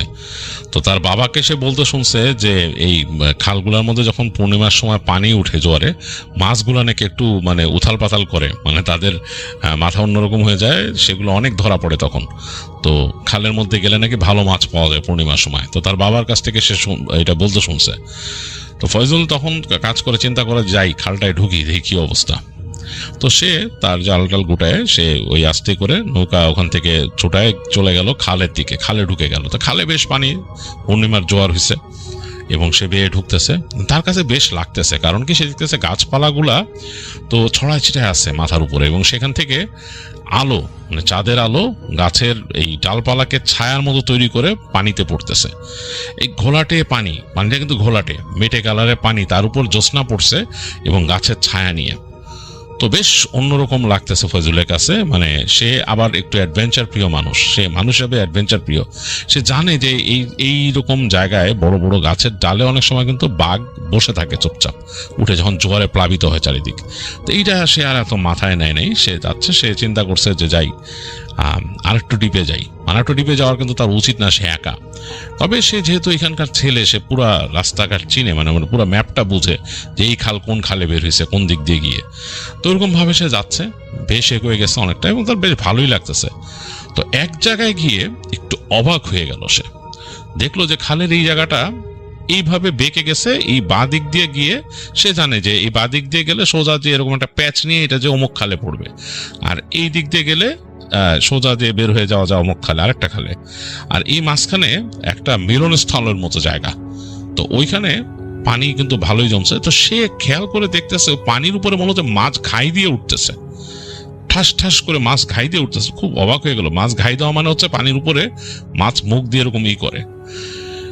তো ফয়জুলের কাছে মনে হলো, বাহ, এ তো ঝাঁকে ঝাঁকে মাছ। এবং সে তখনই খেয়াল করলো যখন ঝাঁকে ঝাঁকে মাল, ওই জায়গাটা কিন্তু ফাঁকা, মানে ওই মাঝখানটার মধ্যে গাছের ডালপালাগুলা আসে নাই আর কি, জায়গাটা খোলা, একটা গোল চক্করের মতো হয়ে গেছে ওই জায়গাটা। হ্যাঁ, এবং চাঁদের আলো স্পষ্ট ওইখানে যে একদম পূর্ণিমা আলো পড়তেছে, এর মাঝে কিছু মাছ লাফ দিয়ে উঠতেছে, ছোট মাছ ওইখানে, এবং সেগুলো মনে হচ্ছে রূপালী কালারের। আলোটা গায়ে পড়তেছে, আবার পানিতে পড়ে যাচ্ছে, আবার কিছু আছে কালারফুল মাছ। তো ফয়জুলের কাছে মনে হলো এ তো ধরতেই হবে। তো সে ওখানে গিয়ে, তার কাছে জাল ছিল, যেই জালটা এমনি ছুড়ে আর কি, যেটা দিয়ে মানে এটা পাতা জাল না, এটা এমনি ছুড়ে মেরে ধরে আর কি। তো সে নৌকাটা কাছায় নিয়ে গেল, কাছায় নিয়ে সে ওই জায়গায় জাল মারলো। তো জাল মারার পরেই সে বুঝতে পারলো জালে অনেক মাছ পড়ছে। জাল টানলো, তাড়াতাড়ি টেনে তুললো, দেখলো যে হ্যাঁ, জাল ভর্তি মাছ, মানে মোটামুটি একটু ছোট বড় অনেক মাছ আছে। সে তুললো। তো একটু পরে সে জালটা যখন নাকি গোটায় নিছে, মাছগুলো গোটায় নিল, তখন দেখলো যে তার থেকে ওই মাছগুলো আরো কিছু মাছ এরকম সামনে ঘাই দিতেছে। তো সে কিন্তু কিছুক্ষণ এরকম কয়েকবার জাল মারলো, এবং সে সার্কেলের মতো ঘোরা হয়ে গেছে তার জায়গাটা, ওই যে জায়গাটুকুর মধ্যে জ্যোৎস্না পড়তেছে, সার্কেলের মতো ঘুরে সে জাল মারছে। তো সে একবার রেডি হয়েছে যে সে এই পাশে কিছু মাছ বুঝতে পারছে, সেখানে সে মারবে। এই সময় সে দেখলো ঠিক সার্কেলের মাঝখানের জায়গাটা, মানে যে জায়গাটা একেবারে মাঝখানে আলো পড়ছে, সেই জায়গাটার মধ্যে একটা বড় বাবল উঠলো, ভ্রুপ করে একটা বড় একটা বাবল উঠলো। মনে হলো যে একটা মানে অনেকটা ডিমের কুসুমের মতো পানিটা ফুলে গেল, তারপর ফট করে ফুটলো সেটা। সে অবাক হয়ে চিন্তা করতেছে কি, চাঁদের আলোয় দেখতেছে জিনিসটা। এই সময় সে দেখলো পানির নিচ থেকে মনে হলো একটা মাথা উঠতেছে, মানুষের মাথার মতো। মানে প্রথমে মাথা উঠলো, মনে হচ্ছে মাথার মধ্যে কাপড় দেওয়া, সাদা শাড়ি পরা কোনো মহিলা সে উঠতেছে। এবং সে দেখলো যে মাথাটা উঠলো, তারপর দেখলো ঘাড় উঠলো, কাঁধ উঠলো, মানে পুরো সাদা শাড়ি পরা একটা মহিলা, এবং তার মাথার উপর আবার একটা সাদা ওড়নার মতো দেয়া। কিন্তু তার চেহারার জায়গাটা পুরো কালো, কিচ্ছু না, মানে একদম নিকষ কালো অন্ধকার।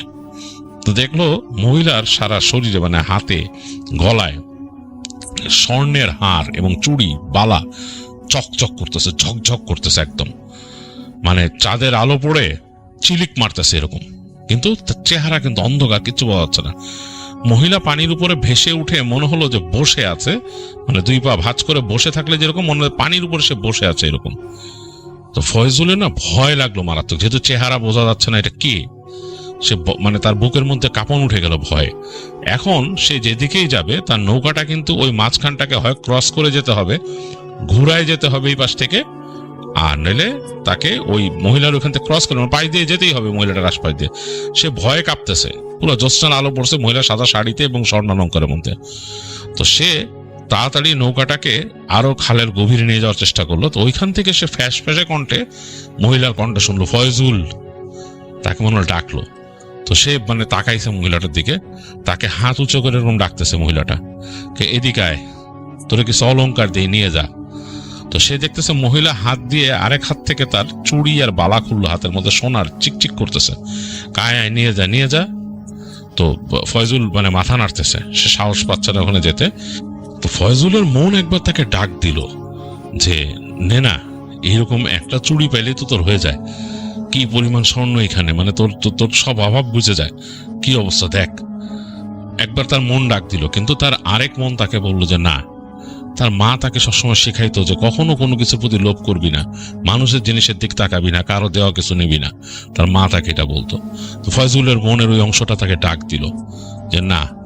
ফয়জুল এখান থেকে বললো না, আমি নিব না, আপনি যান, এগুলো আমার না, আমি নিব না। তো মহিলা বলছে নে না, নে না, নে, তোর জন্য দিচ্ছি, নিয়ে যায় এগুলো। তো বলতেছে না, আমি নিব না। তখন মহিলাটা খুব মানে রাগম্বিত হয়ে গেল, তুই নিবি নে? বলে না। তুই এদিকে আসবি না? বলে না। এই সময় ফজল শুনলো যে তার বাঁ পাশ থেকে প্রচন্ড রকমের বাঘের গর্জন হলো, বেশ লাউড, মানে মনে হলো যে কানে তালা লেগে যাওয়ার মতো। ফয়জুল ভয়ে তার অন্তরাত্মা একদম মানে শুকায় গেল। সে রাতের বেলা এই নৌকার মধ্যে কি করবে? সামনে তাকায় দেখতেছে ওই মহিলা চুপচাপ ওইভাবে বসে আছে। তো সে তখন নৌকা নিয়ে খালের আরো গভীর দিকে চলা শুরু করলো। মানে মানে যেদিকে সে ছিল মাছ ধরতেছিল, মানে মোড় নিয়ে সারেক দিকে যাওয়া শুরু করলো, এবং সে অনেকটা ভয়ে দিক বিদিক শূন্য হয়ে গেছে। সে কোনো মতে তার মানে বৈঠা বাইতেছে এবং সে জোয়ারের সাথে সাথে ভেসে ভেসে যাচ্ছে ওখান দিয়ে খালের মধ্যে যে ডালপালা, এবং দূরে সে শুনতেছে এই বাঘের গর্জনটা কাছায় আসতেছে। সে বুঝে পাচ্ছে না বাঘ কিভাবে ডাকতেছে এই জোয়ারের মধ্যে। হতে পারে সাঁতরায় আসতে পারে পানিতে, এই ভয়টা তার মধ্যে অনেক আছে। কিন্তু সে এটা কাকে দেখলো যেইভাবে তাকে বললো যে নিয়ে যেতে, এবং সে অস্বীকার করলো সে নিবে না। তো ফয়জুল এরকম মানে ভয়ের চোটে সে সামনে যাচ্ছে তাড়াতাড়ি। তো সে বাইতে বাইতে যখন সামনে যাচ্ছে, হঠাৎ সে দূরে দেখলো একটা গাছের ডাল কাত হয়ে আছে, সে গাছের ডালের মধ্যে ওই মহিলা বসা, তার দুই পা ঝুলায় বসে আছে এবার গাছের ডালে। এখনো তার চেহারা বোঝা যাচ্ছে না, সেই সাদা ওড়না দিয়ে মুখ ঢাকা, অন্ধকার, তার হাড়ের মধ্যে চুড়ি, তার দুইটা পা সে নাড়তেছে, পায়ের মধ্যেও সেরকম মানে বালা পরা, এরকম মোটা মোটা স্বর্ণের বালা, কিন্তু পা দুটো ঘোরানো, পিছন দিকে ঘোরানো, এরকম সামনে পিছনে করতেছে। তো তাকে বললো, ফয়জুল তুই তো নিলি নে, আজকে তোর খবর আছে, আজকে তোরা খেয়ে ফেলবো। এটা বলার পর ফয়জুলের আত্মা উড়ে গেল। হঠাৎ সে দেখলো যে এই মহিলাটা, ওইখানে মহিলার পরিবর্তে একটা বাঘ বসে আছে ডালের মধ্যে, একদম সেই বাঘের চোখ দুটো জ্বলতেছে এবং প্রচন্ড হুঙ্কার দিল বাঘটা ওইখানে। ফয়জুল তাড়াতাড়ি ভয়ের চোটে খুব দ্রুত নৌকার মাথাটা ঘোরায় ফেলে অনেক টেকনিকের সাথে সে বাওয়া শুরু করলো, যাতে সে এদিক থেকে বেরোয় যেতে পারে, ওই বাঘের দিকে সে না যায়। তো সে হঠাৎ করে তাকায় দেখে যে বাঘটা সেখানে নাই, হাসির শব্দ আসতেছে, একটা হাসির শব্দ চারিদিকে মিলায় যাচ্ছে, এরকম একটা অবস্থা। একটু পরে সে শব্দ পেল পানির মধ্যে ছপ ছপ ছপ ছপ করে কিছু আসতেছে তার নৌকার দিকে। ফয়জুল মনে মনে দোয়া পড়তে পড়তে দ্রুত বাওয়া শুরু করলো নৌকা। তার শরীরে যত জোর আছে সে নৌকা বাইতেছে। তো নৌকা বাইতে বাইতে সে এলোমেলো যাচ্ছে এবং সে দিক হারায় ফেলছে, কোন দিকে বেরোবে। প্রচন্ড রকমের ভয় পাইছে ফয়জুল। তো ভয়ের চোটে সে নৌকা বাইতে বাইতে এক সময় সে দেখলো যে একটা, সে মনে মনে প্রার্থনা করতেছিল যে আমি যেন আল্লাহ দিক পাই, আমি যেন বেরোয় যেতে পারি।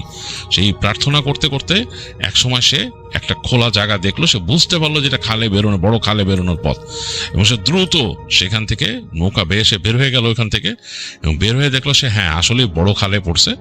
আর তার থেকে বেশ খানিকটা দূরেই একটা ট্রলার এরকম যাচ্ছে, সেটার ইঞ্জিনের শব্দ হইতেছে। ফয়জুল এখান থেকে চিৎকার করলো, মানে ভয় পাইছে, প্রচন্ড ভয় পাইছে, চিৎকার করলো। তো ট্রলারের থেকে লাইট মারলো তার দিকে, আলো এসে পড়লো। তো তারা দেখলো যে ট্রলারটা কাছে চলে আসছে, ফয়জুলের নৌকা নিয়ে গেল। তো ট্রলারের মানুষজন তাকে মানে ওখানে হাত দিয়ে করলে দড়ি ফেললো, সে নৌকা তাড়াতাড়ি কাছে নিয়ে ভিড়াইলো ট্রলারের সাথে, এবং তার সে কাঁপতেছে ভয় থরথর করে। তো তাকে বললো যে আর কি লোকজন যে কি হয়েছে, কিরকম চিল্লাইতেছেন কেন, ভয় পাইছেন নাকি? তো বলছে হ্যাঁ ভয় পেয়েছি। কি বলে, যেরকম মাছ ধরছিলাম এরকম এরকম ব্যাপার ঘটছে আমার সাথে। তো বলে যে হ্যাঁ অনেক সময় হয় যে জঙ্গলের মধ্যে তো অনেক রকম থাকে, আর আজকে পূর্ণিমা না, অমাবস্যা পূর্ণিমায় এগুলা অনেক দেখা যায়, তো পূর্ণিমায় তো মাছ ধরতে বেড়ে অনেকে। যাই হোক আপনারা ওই পন্থা এগোয় দিই, তারা একটা জায়গার কথা বলে তারা। তো ফয়জুল রাজি হয় যে ওই পন্থা তাকে এগোয় দিক। তো ওই পন্থা এগোয় দেওয়ার পরে তারা ফয়জুলকে বিদায় দেয়। ফয়জুল ওখান থেকে নৌকা বেয়ে আসে। তো পুরো রাস্তাটা সে খুব ভয় পাচ্ছিল, তো খুব ভয় পেতেছিল সে। তো সে যখন তার বাড়ির ঘাটে আসে, সে কিন্তু এর মাঝে সে বুঝতে পারছে সে বেশ অনেক মাছ মোটামুটি ভালোই ধরছে সে। তো সে নাকি বাড়ির ঘাটে যখন আসে, একদম কাছাকাছি চলে আসতেছে, তখন মানে সে মানে রাখবে আর কি, নৌকাটা এনে ঘাটের পাশে রাখবে, পাড়ের মধ্যে দেখে সেই মহিলাটা দাঁড়ানো। হ্যাঁ এরকম তার সেই শাড়ি এরকম পরা, মাথার উপর থেকে ওনার মতো, মুখটা কালো। তো সেই মহিলা বলে যে তুই তো আমার দেয়া জিনিস নিলি নে, তো তুই তা যা ধরেছিস সব আমার মাছ, এক্ষুনি সব ফেলে দিবি পানিতে, নাহলে কিন্তু তোর কপাল খারাপ আছে। তো তখন ফয়জুল মানে খুব রাগ করে, কারণ কষ্ট করে ধরছে মাছগুলা, সে তো জাল ফেলে ধরছে। সে তখন বলে এটা কারো মাছ না, এটা আল্লাহর মাছ, আমি আল্লাহর নদীর থেকে ধরছি, এই মাছ আমার, আমি এটা আমার অধিকারে ধরছি, আল্লাহ আমাকে দিছে, কারো কোনো কথা নেই বলে সে একদম সোজা মানে নৌকা বাইতে থাকে এবং কোনো পাত্তা দেয় না। সে নৌকা নিয়ে একদম ঘাটে চলে আসে এবং তার মনের মধ্যে ডিটারমিনেশন যে এই নদী হচ্ছে আল্লাহর তৈরি, এখানে যে মাছ যা দিছে আল্লাহ মানুষের জন্য দিছে, এটা সে ধরতে আসছে। সে একজন মৎস্যজীবী, তার জন্য এটাই জিনিস, এটাই তার রিজিক। এটা চিন্তা করেই সে হাঁটতে এবং তার সব মাছ সে উঠায় সে এরকম ভরে, তার এখানে পোটলা ছিল মানে যেটার মধ্যে সে মাছ ধরে নেয় তারা, একটা কন্টেইনারের মতো, এটার মধ্যে ভরে সে মাছগুলা নিয়ে সোজা রওনা দেয়। তো সে যখন বাসার দিকে আসতেছে, নৌকা কিন্তু সে বেঁধে রেখে আসছে ওখানে, বাসার দিকে আসার সময় নাকি সে অনেক রকমের ডাক শুনছে, বাঘের ডাক। ভয় পাইছে, সে প্রচন্ড ভয় পাইছে যে কোন সব বাঘ বেরোয় আসে, কারণ ওই অঞ্চলে বাঘ আসা স্বাভাবিক, যে কোনো জায়গায় চলে আসে। খুব ভয় পাইছে, সে বুঝতে পারতেছিল না যে তার কি হবে। সে শুধু চিন্তা করছিল যে আল্লাহ আমারে বাঁচাবে, আল্লাহ বাঁচাবে, এই চিন্তা করে সে হাঁটতেছে। বাঘের ডাক শুনছে অনেক, কিন্তু তার কিছু হয় নাই। আল্লাহ রহমতে সে চলে আসছে বাসায়। এক সময় এসে সে বাসায় জোরে জোরে তার দরজা কিল মারে দরজার মধ্যে। তার মা খুব চিন্তিত ছিল, খুলে দেয়। তো সে ঢুকে এবং সে মাছগুলো দেয়, বলে যে এরকম মাছ ধরছি এই ব্যাপার। তো তাদের বাসার মধ্যে তার মা তখন বলে যে তুই ঠিক করিস না এরকম। সে বলে না, আমি ধরছি, মাছ কেন নিয়ে যাবে। এসে তো তার বাবাও আসে, এসে তারা মিলে ওই মাছের টেক কেয়ার করে আর কি, মাছ কিভাবে তারা রাখবে, কি করবে। তো এই ছিল ফয়জুলের ঘটনা, যেটা রোকনের কাছ থেকে আমি শুনলাম। এবং ফয়জুল কিন্তু বেশ ভয় পেলেও তার ইমানের কারণে সে বেঁচে গেছে সেখান থেকে। তার ইমান খুব স্ট্রং ছিল এবং সে ভয় পায়নি।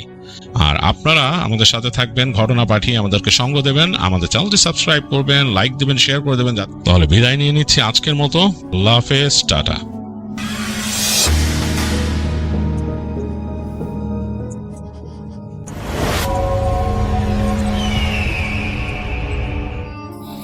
ধন্যবাদ রাসেল ভাই আমাকে ঘটনা বলার সুযোগ দেওয়ার জন্য। আমার নাম রিপন, আমি এসেছি লালমিয়ার থেকে। রাসেল ভাই, এখন যে ঘটনাটা আমি আপনাকে শেয়ার করব, এই ঘটনাটা আমাকে পাঠিয়েছেন আমার খুবই কাছের একটা ছোট ভাই, তার নাম হচ্ছে সজীব। আর সজীবের বাড়ি হচ্ছে নাটোর জেলার বড়াই গ্রাম এলাকায়, যা চলন বিলের একদম গা ঘেঁষে গ্রামটি। তো সজীব এই ঘটনাটা শুনেছে তার বড় চাচা কবির মিয়ার কাছ থেকে। কবির মিয়া সারা জীবন এই বিলে মাছ ধরে কাটিয়েছেন। তিনি খুব একটা ভয় পাওয়ার মানুষ নন, কিন্তু সেই রাতে তার সাথে যা ঘটেছিল সেটা তিনি আজও ভুলতে পারেন না। তো সজীবদের গ্রামটা ঠিক চলন বিলের পাড়েই। বর্ষাকালে যখন বিলের পানি বাড়ে তখন চারিদিকে শুধু থই থই পানি, আর মাঝে মধ্যে হিজুল গাছের মাথা উগি দেয়। গ্রামটা খুব শান্ত। দিনের বেলা ছোটরা বিলে দাপিয়ে বেড়ায়, জেলেরা জাল ফেলে মাছ ধরে। তো কবির চাচা তখন যুবক, তার সাথে তার দুই বন্ধু, নাম হচ্ছে হাশেম এবং করিম। প্রায় রাতেই তারা নৌকায় করে মাছ ধরতে বের হতেন। তো তখনকার দিনে এখনকার মতো এত ইলেকট্রিক টর্চ বা মোবাইল ছিল না। তো কবির চাচাদের সম্বল ছিল একটা পুরনো হারিকেন এবং বাঁশের তৈরি লগি। তো সেদিন ছিল ভাদ্র মাসের মাঝামাঝি, সারাদিন খুব গুমোট গরম ছিল। তো কবির চাচা এবং তার বন্ধুদের বললেন যে আজ রাতে হয়তো বড় বোয়াল মাছ অথবা আইর মাছ ধরবে তারা। তো তারা তিনজন মিলে গ্রামের ঘাট থেকে ছোট্ট একটা ডিঙ্গি নৌকা নিয়ে বের হলো এবং বিলের পানি তখন একদম আয়নার মতো স্থির। মাঝে মধ্যে শোল মাছের পোনার লাফ দেওয়ার শব্দ তারা শুনতে পাচ্ছিল। তো তারা গল্প করতে করতে বিলের অনেক ভিতরে চলে গেলেন। কোনো ভয় বা শঙ্কা তাদের মনে ছিল না, কারণ এই বিল তাদের হাতের তালুর মতো চেনা। রাত যত বাড়তেছিল বিলের মাঝখানে কুয়াশা তত যেন ঘন হতে শুরু করলো। তো কবির চাচা খেয়াল করলেন বিলের পানিটা হঠাৎ করে কেমন যেন অস্বাভাবিক গরম হয়ে উঠতেছে এবং তিনি অনুভব করতেছেন যে পানি যেন নিচ থেকে একটা গরম গরম একটা তাপ তিনি পাচ্ছেন। তো নর্মালি অনেক রোদ হলে যেরকম পানি একটা হালকা গরম অনুভূত হয়, সেই রকম। তো নৌকাটি যখন বিলের অনেকটা ভিতরে, যেখানে পানির গভীরতা অনেক বেশি, ঠিক তখন চারিদিকে পরিবেশটা কেমন যেন ভারী হয়ে এলো। সজীবের চাচা লক্ষ্য করলেন যে রাতের যে একটা স্বাভাবিক শব্দ থাকে, ঝিঝি পোকার ডাক কিংবা ডাহুক পাখির শব্দ, সেগুলো একদম বন্ধ হয়ে গেছে। কবির চাচা জাল ফেলার জন্য নৌকার গুলুয়ে দাঁড়ালেন। হঠাৎ হাসিম নিচু গলায় বলল, কবির, দেখ তো সামনে ওটা কি ভেসে আছে। তো কবির চাচা হারিকেনটা একটু উঁচিয়ে ধরলেন দেখার জন্য। কুয়াশার ভিতর দিয়ে তারা দেখলো একটা পুরনো আমলের বিশাল একখানা নৌকা কোনো মাঝি ছাড়াই তাদের দিকে ধীর গতিতে এগিয়ে আসতেছে। নৌকাটা একদম জরাজীর্ণ, কাঠগুলো কালো হয়ে পচে গেছে। সবচেয়ে অদ্ভুত ব্যাপার হলো রাসেল ভাই, সেই নৌকার ওপর একটা জ্বলন্ত প্রদীপ, মাটির প্রদীপ রাখা ছিল, যার শিখা বাতাসেও একটু নড়তেছে না। তো কবির চাচা এবং তার বন্ধুরা ভাবলেন হয়তো কোনো জেলে নৌকার স্রোতে ভেসে আসতেছে। কিন্তু যখন সেই বড় নৌকাটি তাদের ডিঙির একদম পাশে চলে এলো, তখন তারা দেখলো নৌকার ভিতরে মাছ বা জাল কিছুই নেই, কেবল এক স্তূপ শুকনো হিজল গাছের ফুল আর শ্যাওলা পড়া আছে। তো হঠাৎ তাদের ডিঙি নৌকাটা কোনো ধাক্কা ছাড়াই দুলে উঠলো, যেন পানির নিচ থেকে কেউ একজন পাথর দিয়ে নৌকার কাঠ ঘষতেছে। তো করিম লগি দিয়ে নৌকাটা দূরে সরিয়ে দিতে চাইলো, কিন্তু দেখলো লগিটা পানির নিচে কোনো কিছুতেই এমনভাবে আটকে গেছে যে সেটা নড়ানো যাচ্ছে না। তো লগিটা যখন কোনোভাবেই তোলা যাচ্ছিল না, তখন করিম ভয় পেয়ে চিৎকার করে উঠলো। কবির চাচা আর হাসিম মিলে লগিটা টেনে তোলার চেষ্টা করলেন, কিন্তু মনে হচ্ছিল পানির নিচে বিশাল কোনো শক্তি সেটাকে নিচের দিকে টেনে রেখেছে। তো হঠাৎ একটা বিকট শব্দে লগিটা মাঝখান থেকে ধুম করে ভেঙে গেল। তারা তিনজনের নৌকার ওপর আছড়ে পড়লেন। ঠিক সেই মুহূর্তে তারা লক্ষ্য করলেন সেই রহস্যময় পুরনো নৌকাটা যেটা তাদের পাশে এসেছিল, সেটা কুয়াশার মধ্যে নিঃশব্দে অদৃশ্য হয়ে গেছে। কিন্তু তাদের ডিঙি নৌকাটি তখন আর স্থির নেই, সেটা কোনো ঢেউ ছাড়াই অস্বাভাবিকভাবে কাঁপতে শুরু করলো। তো কবি চাচা লক্ষ্য করলেন নৌকার চারপাশে দিয়ে পানির নিচ থেকে ছোট্ট ছোট্ট বুদবুদ উঠতেছে, ঠিক যেমন পানি ফোটালে যেরকম হয় সেরকম। সেই সাথে তারা একটা বিচিত্র শব্দ শুনতে পেলেন, কেমন যেন ভাঙ্গা গলায় কেউ একজন গুনগুন করে গান গাইছে। শব্দটা এত নিচু ছিল যে মনে হচ্ছিল সেটা পানির একদম গভীরে থেকে আসতেছে। তো হাসেম যখন টর্চ দিয়ে পানির ভিতরে দেখার চেষ্টা করলেন, সে দেখলো পানির নিচে কোনো বড় মাছ নয়, বরং সাদাটে রঙের বিশাল কিছু একটা নৌকার নিচে সাঁতরে বেড়াচ্ছে। সেটা দেখতে মানুষের মতো হলেও তার আঘাত ছিল স্বাভাবিকের চেয়ে অনেক বড়। তো হঠাৎ নৌকার এক পাশে বেশ খানিকটা দেবে গেল, কেউ যেন একজন পানি থেকে নৌকায় ওঠার চেষ্টা করতেছে। কিন্তু তারা যখন সেই দিকে তাকালো, সেখানে ভেজা হাতের ছাপ ছাড়া আর কিছুই দেখতে পেল না। এই বিলে তারা আজ একা নেই, অদৃশ্য কোনো কিছুর প্রতি তারা আসলে লক্ষ্য করতেছে। তো নৌকা যখন কিনারায় সেই ভেজা হাতের ছাপ দেখে করিম আর হাসেম ভয় পেল। নৌকার কিনারায় আসলে ওই ভেজা হাতটা দেখে তারা দুজনে ভয় পেল, এবং নৌকার মাঝখানে দেখলো যে সেই ভেজা হাতটা ধীরে ধীরে চলে এসেছে। তো কবির চাচা যদিও যথেষ্ট সাহসী মানুষ ছিলেন, তবুও তার বুকটা যেন দুরু দুরু কাঁপতেছিল। তিনি বুঝলেন এখন লগি ছাড়া এই বিলের মাঝখান থেকে পালানো অসম্ভব। তারা হাত দিয়ে পানি ঠেলে নৌকা পাড়ের দিকে নেওয়ার চেষ্টা করতে লাগলো সবাই মিলে। কিন্তু আশ্চর্যের বিষয় আসল ভাই, তারা যতবারই হাত দিয়ে পানি ঠেলতেছেন, নৌকাটি সামনের দিকে না গিয়ে বরং সেই গভীর হিজল বনের দিকে উল্টো পথে যেতে শুরু করলো। মনে হচ্ছিল যে পানির নিচ থেকে কোনো এক অদৃশ্য স্রোত বা শক্তি নৌকাটাকে টেনে হেঁচড়ে নিয়ে যাচ্ছে। তো হঠাৎ করেই বাতাসের গন্ধ বদলে গেল।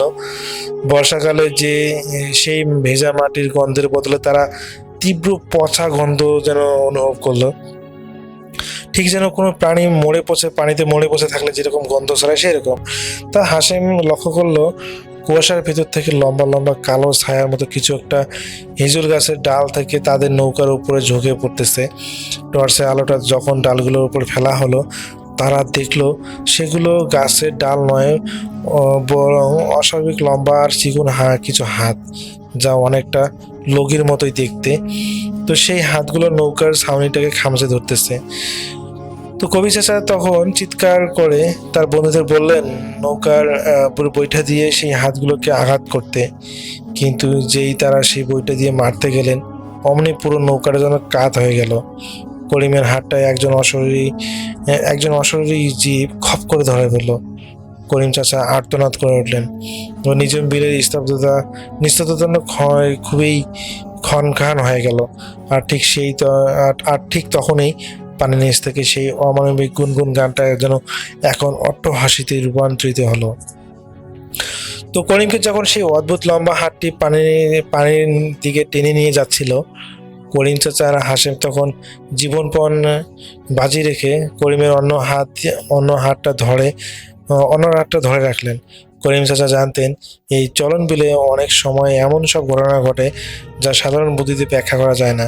তিনি পকেট থেকে তার মাছ কাটার ছোট ধারালো ছুরিটা বের করলেন। কোনো কিছু না ভেবেই তিনি সেই লম্বা কালো হাতটার উপর সজোরে আঘাত করলেন।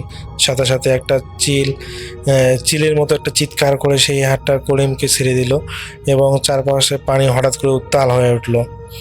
তো করিম চাচা তখন আর এক মুহূর্তে দেরি না করে তাদের ডিঙ্গি নৌকার অংশ পাগলের মতো পানি ঠেলতে শুরু করলো এবং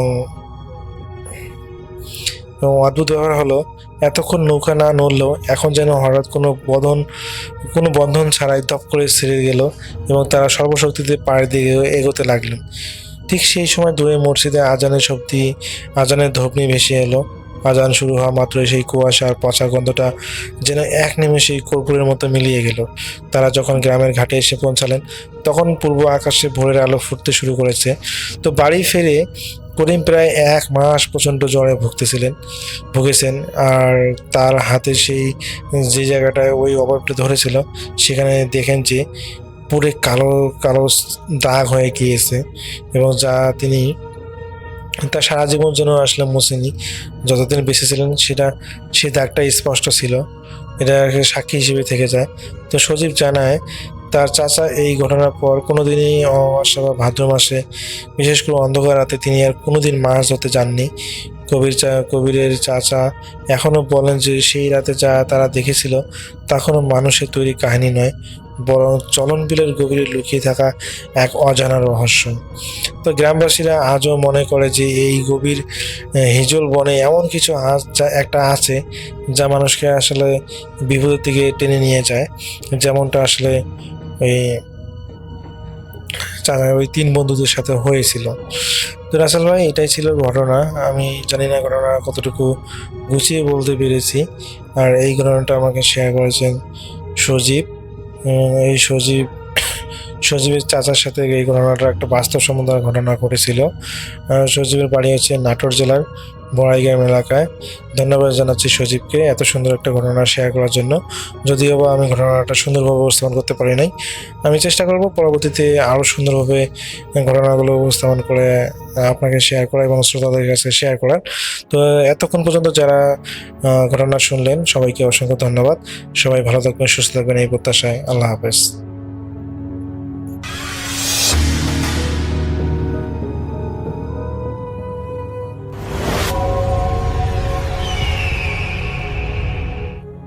এই ঘটনাটি আমাদেরকে যিনি পাঠিয়েছেন তার নাম মোহাম্মদ সাব্বির ফকির। ওনার বাড়ি বরিশাল জেলার আগলঝাড়া উপজেলার বাকাল ইউনিয়নের বাকাল গ্রামে। ঘটনাটি উনি পেয়েছেন ওনার ছোটবেলার বন্ধু গোলাম রাব্বি ফকির ভাইয়ের কাছ থেকে। এই গোলাম রাব্বি ফকির ভাই কিন্তু মাছ ধরায় দুর্দান্ত পারদর্শী।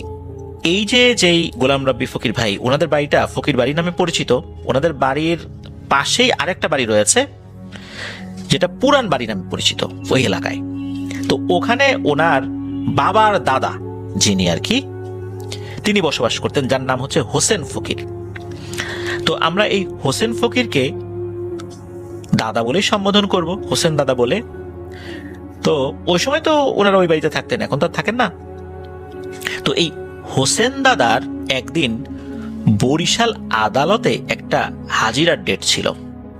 তো এটা কি জমি জমা সংক্রান্ত হাজিরার মামলা নাকি অন্য কোনো মামলা এটা অবশ্য জানা যায়নি। তো ওই সময়ে যে আগলঝাড়া উপজেলা, এই উপজেলায় আরো একজনের হাজিরা ডেট পড়ে যায়, যিনি আবার এই হোসেন দাদার পূর্ব পরিচিত ছিলেন।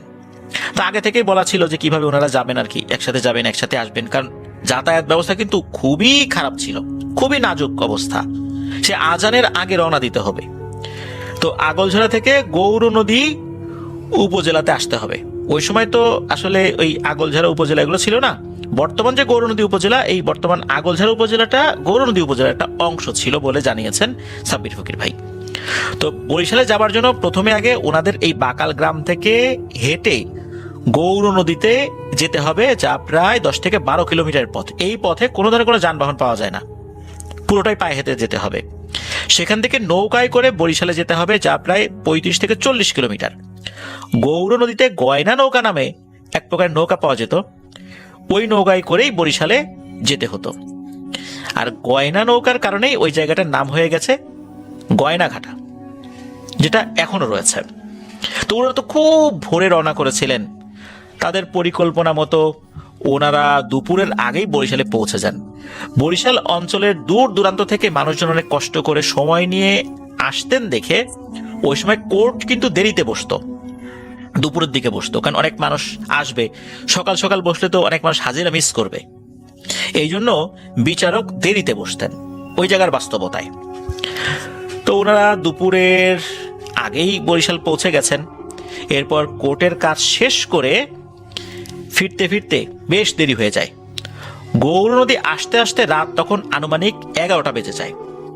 ওই সময় প্রেক্ষাপটে, আজ থেকে প্রায় 100 বছর আগের প্রেক্ষাপটে রাত 11টা মানে কত রাত নিশ্চয়ই আমরা অনুমান করতে পারছি। তো গৌর নদী থেকে ওই আগলঝাড়া তাদের একসাথে আসতে আসতে রাত প্রায় 1টা বেজে যায়। এখন হোসেন দাদার বাড়ি যেটা, আর ওই যে আর একজন যিনি দাদা উনি সাথে গিয়েছেন, এই দুইজনের বাড়ি তো দুই দিকে। যিনি সাথে ছিলেন তার বাড়ি কিন্তু অনেকটাই আগে, তো উনি তো ওনার বাড়িতে চলে যাবেন, আর হোসেন দাদাকে অনেকটা পথ একাই আসতে হবে। তো ওই দাদা বলেছিলেন যে হোসেন তুমি থেকে যাও, রাতটা থেকে যাও, সকালে যাও, অনেক রাত হয়ে গেছে। তো হোসেন দাদা নাকি বলেছিলেন যে না, সকালে জমিতে কাজ আছে, বাড়িতে যেতেই হবে রাতের বেলা। তো ওই দাদা হোসেন দাদাকে বিদায় দেন, হোসেন দাদা একাই বাড়ির দিকে রওনা করেছেন। তো বর্তমানে আগলঝাড়া থেকে বাকালের যে রাস্তা, তখন সেই রাস্তা ছিল না। তখন রাস্তার দুপাশে ঘন বাগান, পুরনো মন্দির এটা ছিল, যে মন্দিরটা নাকি এখনো আছে। তো ওই বাগানের ওখানে নাকি অনেকেই ভয় পেয়েছেন। তো দাদা কিন্তু সেই কথাটা জানতেন।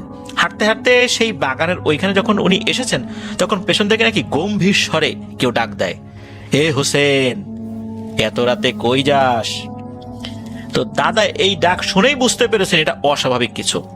তো দাদা পেছনে না তাকিয়েই উত্তর দেয়, মানে আঞ্চলিক ভাষায়, শামুক মই যাই, অর্থাৎ সামনের দিকে যাই। এটা বলে দাদা সামনের দিকে হাঁটতে থাকে। হঠাৎ করে দাদা পেছনে ঠাস করে একটা আঘাতের ব্যথা অনুভব করেন, ঠাস করে শব্দ হয়। উনি আর পেছন দিকে তাকান নাই, উনি ব্যথা তো পেয়েছেন, দৌড় দিয়েছেন বাড়ির দিকে। এক দৌড়ে উনি বাড়ি পৌঁছে যান। প্রতিমধ্যে আর কোনো ভয়ের ঘটনা ঘটে না, তবে বাড়িতে পৌঁছেই উনি চিৎকার দিয়ে সবাইকে ডাকাডাকি করেন। উনি কিন্তু জ্ঞান হারান নাই। দাদা খুব সাহসী মানুষ ছিলেন। তো দাদার মা ওনার জন্য অপেক্ষা করছেন, এত রাত হয়ে গেছে, আসছে না ছেলে। পরে তার মাকে বলছে যে মা দেখো তো পিঠে কি হয়েছে। তো তখন দাদার মা কুপির লাল আলোতে যখনই পিঠের একটা ক্ষত দেখেছেন, উনি প্রচন্ড জোরে এক চিৎকার দিয়ে অজ্ঞান হয়ে গেছেন।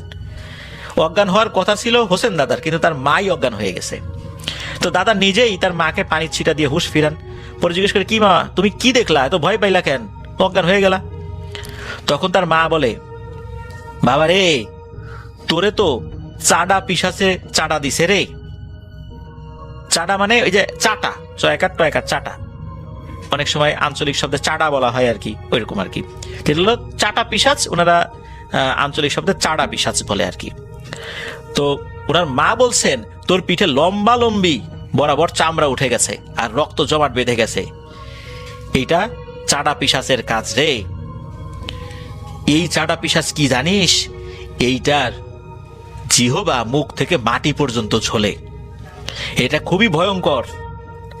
আর এইটা যার শরীরে একবার জিহবা লাগায় এর মারাত্মক ক্ষতি হয়। এখন তোর কি হবে রে বাবা? তখন হোসেন দাদা বলছে, আরে মা ভয় পায় না তো, আল্লাহ ভরসা, ঠিক হয়ে যাবে। তো এই হোসেন দাদার পরের দিন মারাত্মক জ্বর এসেছে, আর ওই যে ক্ষত, ওইখানে মারাত্মক ব্যথা ফুলে গিয়েছে।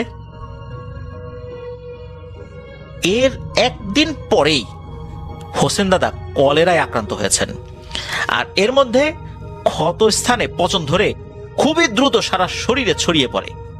মানে একদিন কি 2 দিনের মধ্যে মনে হচ্ছে সমস্ত শরীরে ছড়িয়ে পড়েছে। কয়েকদিনের মারাত্মক যন্ত্রণায় দাদা মারা যান। দাদার আসলে চিকিৎসা করার মতো সময় পাওয়া যায়নি। তার শরীরে নাকি এমন খারাপ অবস্থা হয়েছিল যে তাকে গোসল করানো কষ্টকর ছিল, তার শরীরটা মুছিয়ে দেওয়া কষ্টকর ছিল। তিনি মারা যাবার পর কোন রকম ভাবে দাফন কাফনের কাজ শেষ করে দ্রুত জানাজা পড়িয়ে কবর দেওয়া হয়। আর এরপর থেকে শুরু হয় ভয়ঙ্কর একটা কাহিনী। তাকে কবর দেওয়ার পর থেকেই যেই না তার কবরের পাশ দিয়ে যেত, সে নাকি চুম্বকের মতো এক ধরনের একটা আকর্ষণ অনুভব করতো। ওই আকর্ষণ ওই কবরের কাছে চলে যেত। আর যখন এই কাছে যেত হাঁটতে হাঁটতে, তখন ওই কবরের মাঝে নাকি এক ধরনের ধস্তাধস্তির শব্দ শুনতো। মনে হতো কিছু একটা নড়াচড়া করছে, ধূপধাপ শব্দ হচ্ছে, এরকম কিছু একটা। তো এই সমস্ত কথাবার্তা যখন খুব দ্রুত মানুষের মুখে মুখে ছড়িয়ে পড়ে, তখন লোকজন বুঝতে পারে এটা স্বাভাবিক কিছু না। যেহেতু এই হোসেন দাদা একটা ভুতুরে সমস্যার কারণে মারা গেছেন, তাই খুবই দ্রুত নাম করা একজন হুজুরকে ডাকতে হবে। তো ওই সময় কিন্তু বরিশাল অঞ্চলে অনেক বড় বড় আল্লাহওয়ালা সুফি দরবেশ বুজুর্গ ব্যক্তিরা ছিলেন, বড় বড় আলেম ছিলেন ওই সময়। তো এমনই একজন হুজুরকে খবর দিয়ে নিয়ে আসা হয়। তার নাম কি ছিল, তার ঠিকানা, এগুলো কিছু জানা যায়নি। তো হুজুরের সাথে আর একজন ব্যক্তি আসেন। তো উনি এসে, এটা কিন্তু দিনের বেলার কথাই বলছি, উনি সব কথা শোনেন। শোনার পর ওই যে সহকারী যিনি, যাকে উনি সাথে নিয়ে এসেছিলেন হুজুর, তাকে বাইরে রেখে উনি একটা ঘরের মধ্যে ঢোকেন অল্প সময়ের জন্য। মোটামুটি মিনিট 10 ওখানে ছিলেন। উনি খুব দ্রুত তাড়াহুড়া করে বের হয়ে আসেন, এসে বলে যে সময় নাই, সময় নাই, তাড়াতাড়ি সবাই আসেন আমার সাথে। তো সবাই মিলে ওই কবরের কাছে যান। হুজুর ওই কবরের চতুর্দিকে বেশ বড় জায়গা নিয়ে একটা বৃত্ত আঁকেন। এরপর ওই পরিবারের লোকদেরকে বলেন, অর্থাৎ এই যে হোসেন দাদার পরিবারের লোকদেরকে বলেন যে এই সমস্যার সমাধান করতে হলে এখনই কবর খুঁড়তে হবে, আপনারা অনুমতি দেন। তখন পরিবারের সদস্যরা বলেন যে ঠিক আছে, আমরা অনুমতি দিলাম, আপনি কাজ শুরু করেন। তো অনুমতি পাওয়ার পর হুজুর তার সহকারীকে কবর খুঁড়তে বলেন। তো এই ঘটনা দেখার জন্য আশেপাশে অনেক লোক জড়ো হয়। হুজুর বিভিন্ন মানুষদের এরকম আগমন দেখে সবাইকে বলেছিলেন যে আপনারা এই বৃত্তের বাইরে থাকেন, আপনারা কেউ বৃত্তের ভিতরে আসেন না, যা দেখার বাইরে থেকে দেখেন, যেহেতু দিনের বেলা সবাই দেখতে পারবে। এত লোক এসেছিল যে আসলে সবাইকে যদি বলাও হতো আপনারা চলে যান, উৎসুক জনতাকে কোনোভাবেই পরিপূর্ণভাবে ওখান থেকে সরানো সম্ভব ছিল না। যার কারণে হুজুর আর ওইদিকে মনোযোগ না দিয়ে উনি ওনার কাজে মনোযোগ দিয়েছিলেন। হুজুরের সহকারী অল্প সময়ের মধ্যে কবর খুঁড়তে খুঁড়তে একটা পর্যায়ে কবরের বাঁশ বের করে ফেলেছেন। তখন হুজুর বলছে বাঁশ সরাও। বাঁশ যখন সরানো হয়েছে, কবরের ভেতরে ভয়ঙ্কর এক দৃশ্য দেখে হুজুরের সহকারী মারাত্মক ভয় পেয়েছেন। আর তখন ওই যে হোসেন দাদার পরিবারের কয়েকজনকে হুজুর ডেকেছেন, তারা আসার পর তো প্রচন্ড জোরে চিৎকার চেঁচামেচি শুরু করেছে। এমন একটা ভয়ঙ্কর বিষয়, সেটা হচ্ছে তারা দেখলেন যে কবরের মধ্যে এই যে হোসেন দাদা, উনি প্রায় অর্ধগলিত অবস্থায় বসে আছেন এক পাশে, আর নিজের শরীর থেকে মাংস ছিঁড়ে ছিঁড়ে নিজেই খাচ্ছে। আর ওনার যে কাফনের কাপড়টা, এটা প্রায় খেয়েই ফেলেছে, সামান্য কয়েক ইঞ্চি বের হয়ে আছে আর কি, হয়তোবা এটাও অল্প সময়ের মধ্যে খেয়ে ফেলবে। হুজুরের দিকে লাল লাল চোখ করে রাগান্বিত ভাবে তাকিয়ে আছে। তার চোখগুলো কিন্তু নষ্ট হয় নাই। মৃত্যুর পরে কিন্তু চোখ নষ্ট হয়ে যায় খুব দ্রুত, গোলে পানি হয়ে যায়, কিন্তু চোখ নষ্ট হয়নি। শরীর অন্য জায়গাগুলো অর্ধগলিত অবস্থায় হয়ে গেছে। তো এই যে দৃশ্য, এই দৃশ্য দেখার জন্য আবার অতি উৎসাহী কিছু লোক ওই বৃত্তের মধ্যে ঢুকে কবরের কাছে আসছে। এরাও তো মনে করেন যে ওইখান থেকে দৌড়াইতে দৌড়াইতে পালানো শুরু করেছে। কি একটা অবস্থা! এখন হুজুর বলছেন যে আপনারা কেউ আর বৃত্তের মধ্যে আসবেন না, দয়া করে। বৃত্তের বাইরে থাকলে ইনশাল্লাহ কিছু হবে না, কিন্তু বৃত্তের ভেতরে চলে আসলে আপনারা ক্ষতিগ্রস্ত হতে পারেন। যখন এরকম কথা ছড়িয়ে গেল যে কবরের ভেতরে কি আছে, ওই যে আরো শত শত মানুষ দূর দূরান্তে দাঁড়িয়ে আছে, এনারা তো পালানো শুরু করছেন, জানলারে না জানে কি বিপদ হয়। তখন ওই বড় হুজুর তার সহকারী হুজুরকে বলেন যে দ্রুত কবরে নামো। এই যে তার মুখের ভেতর থেকে সামান্য একটু অংশ বের হয়ে আছে, কাফনের কাপড়টা, এইটা বের করো। তোমার ভয় নাই, আমি দোয়া দুধ পড়ে দিচ্ছি, তোমার ইনশাল্লাহ কিছু হবে না। সহকারী হুজুর তো কোনোভাবে কবরে নামতে সাহস পান না। কয়েকবার বলার পর হুজুর যখন বুঝলেন যে একে দিয়ে এই কাজ হবে না, হুজুর তখন আল্লাহর উপর ভরসা করে নিজেই কবরে নেমে পড়েছেন। কাফনের কাপড়টা ধরার জন্য যখন ওনার হাতটা লাশের মুখের দিকে এগিয়েছেন, তখন ঘটে এক অদ্ভুত ঘটনা। লাশটা মনে হচ্ছে 1 সেকেন্ডের জন্য ভ্যানিশ হয়ে যায়, ভ্যানিশ হয়ে কবরের আরেক পাশে চলে আসে। কবর তো উত্তর দক্ষিণ থাকে, উত্তর দিক থেকে দক্ষিণ দিকে চলে আসে। হুজুর যখন আবার দক্ষিণ দিকে যায় ধরার জন্য, লাশটা ওইখানে 1 সেকেন্ডের জন্য ভ্যানিশ হয়ে যায় আর দৃশ্যমান হয়ে যায় উত্তর দিকে। এরকম বেশ কয়েকবার চলছে। হুজুর বুঝতে পারলেন যে এইভাবে কাজ হবে না। উনি কবরের মধ্যে দাঁড়িয়েই আরো কঠিন রুকিয়া করতে শুরু করলেন। রুকিয়া করতে করতে এবারে উনি পা এগিয়ে দিয়ে পা ঠেকালেন লাশটার বুকের দিকে, আর তখন হাত এগিয়ে দিয়ে ওই কাফনের কাপড়টা টানতে শুরু করলেন। কোনোভাবে কাফনের কাপড়টা বের হতে দিচ্ছিল না ওই লাশটা, তবে হুজুর টানতে টানতে বের করে ফেললেন। উনি কাপড়টা বের করে কবরের বাইরে ছুঁড়ে ফেলে দিলেন ওই কাপড়টা। ওখানে আগে থেকেই হুজুর একটি অগ্নিকুণ্ড জ্বালিয়ে রেখেছিলেন, বেশ কিছু কাঠ এক জায়গা করে ওখানে আগুন জ্বালিয়ে রেখেছিলেন। তো হুজুর কেন আগুন জ্বালাচ্ছিলেন এটা কিন্তু শুরুতে লোকজন বুঝতে পারেনি। যখন ওই কাপড়টা হুজুর আগুনের মধ্যে ফেলতে বললেন তার সহকারীকে, হুজুর তো কেবল কবর থেকে বাইরে ফেলেছেন, তখন সহকারী বললেন তুমি দ্রুত ওটা আগুনে ফেলো। সহকারী যখনই আগুনের মধ্যে ওটা ফেলেছে, হুজুরও কবর থেকে বাইরে বের হয়ে আসছে। তখন ঘটে আর একটা ভয়ঙ্কর ঘটনা। এই যে হোসেন দাদার লাশ, এই লাশটা কবর থেকে লাফ দিয়ে বাইরে বের হয়ে আসছে। দিন দুপুরে সকলের সামনে এই লাশটা ওই বৃত্তের চতুর্দিকে দৌড়াচ্ছে। সে বৃত্তের দিকে যায়, বৃত্তের যেটা শেষ মাথা মানে যেখানে বর্ডার আর কি, ওখানে মনে হয় অদৃশ্য কোনো কিছুর সাথে ধাক্কা খায়, আবার ফেরত আসে, আবার আর এক দিকে যায়, এইভাবে সে দৌড়াচ্ছে। মানে এই জায়গা থেকে চলে যাওয়ার জন্য সে অনেক চেষ্টা করছে, তো সে যেতে পারছে না। এদিকে ওই কাপড়টা পুড়তে পুড়তে যখন একদম পরিপূর্ণভাবে ছাই হয়ে যায়, তখন ওই লাশটা ঠাস করে পড়ে যায়। আর পড়ে যাওয়ার সময় ওই লাশটা কবরের কাছে চলে এসেছিল, ওই কবরের মধ্যেই পড়ে যায়। তখন হুজুর বলেন আলহামদুলিল্লাহ, বিপদ কেটে গেছে, ওই ভয়ঙ্কর পিশাচটা এটা মারা গেছে। তখন হুজুর আরো কিছু রুকিয়া করে কবরের যেই এটা তো আসলে খুঁড়ে ফেলা হয়েছিল আর কি, কবরটা পূর্ণ করে দেন। এটা তো পরিপূর্ণ ছিল না, যেহেতু খুঁড়ে ফেলা হয়েছে, আবার বাঁশটাস দিয়ে এটা পরিপূর্ণ করে দেন।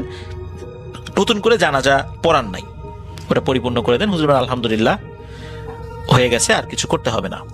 এরপর ওখান থেকে সবকিছু শেষ করে এসে কিছু ভয়ঙ্কর কথা বলেন। হুজুর বলেন যে উনি অল্প সময়ের জন্য যখন রুমে ঢুকেছিলেন, ওনার অনুগত কিছু জিনদের কাছ থেকে তথ্য নেওয়ার জন্য, জিনেরা বলেন যে হুজুর সময় আসার মাত্র অল্প, জানি না এই সময়ের মধ্যে করতে পারবেন কিনা। ওই ভয়ঙ্কর জিনটা ওর শরীরের মধ্যেই ছিল। এটা হচ্ছে এমন একটা পিশাচ, যে পিশাচ তার জিহবা দিয়ে যদি শুধু মানুষ না জিনেদেরকেও স্পর্শ করে, জিনেরাও মারা যায়, এমন ভয়ঙ্কর জিনিস এইটা। আর এইটা যদি কাউকে একবার স্পর্শ করে, তার শরীরের মধ্যে শুধু কেন, তার লাশের মধ্যে ঢুকে যাওয়ার ক্ষমতা সে পেয়ে যায়। ওকে মেরে ফেলা হয়েছে কোনো এক বিশেষ রাত্রে বলতে মূলত তাকে ওই জিহবা দিয়ে স্পর্শ করেছে এক বিশেষ রাত্রে, এরপর তাকে মেরে ফেলেছে শরীরটা পচিয়ে দিয়ে।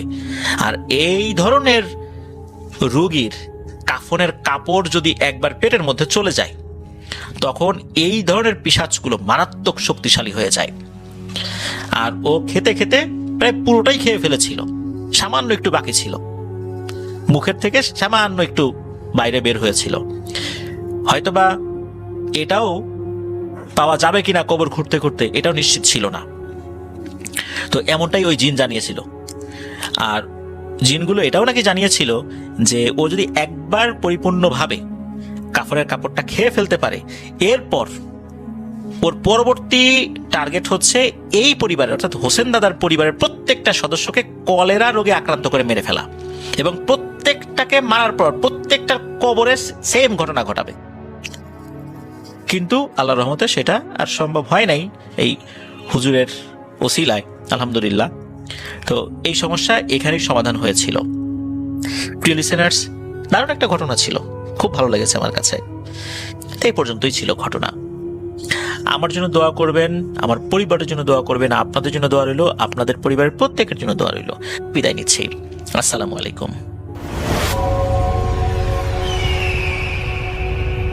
হ্যালো লিসেনার্স, আশা করি ঘটনাগুলো আপনাদের ভালো লেগেছে। আমি চেষ্টা করেছি বাছাই করে ঘটনাগুলো আপনাদের মাঝে শেয়ার করার। আমি প্রতিদিনই ঘটনাগুলো বাছাই করে আপনাদের মাঝে একটি করে এপিসোড শেয়ার করার চেষ্টা করি। যদি আমার ঘটনাগুলো একটু ভালো লাগে তাহলে অবশ্যই এই চ্যানেলটি সাবস্ক্রাইব করবেন।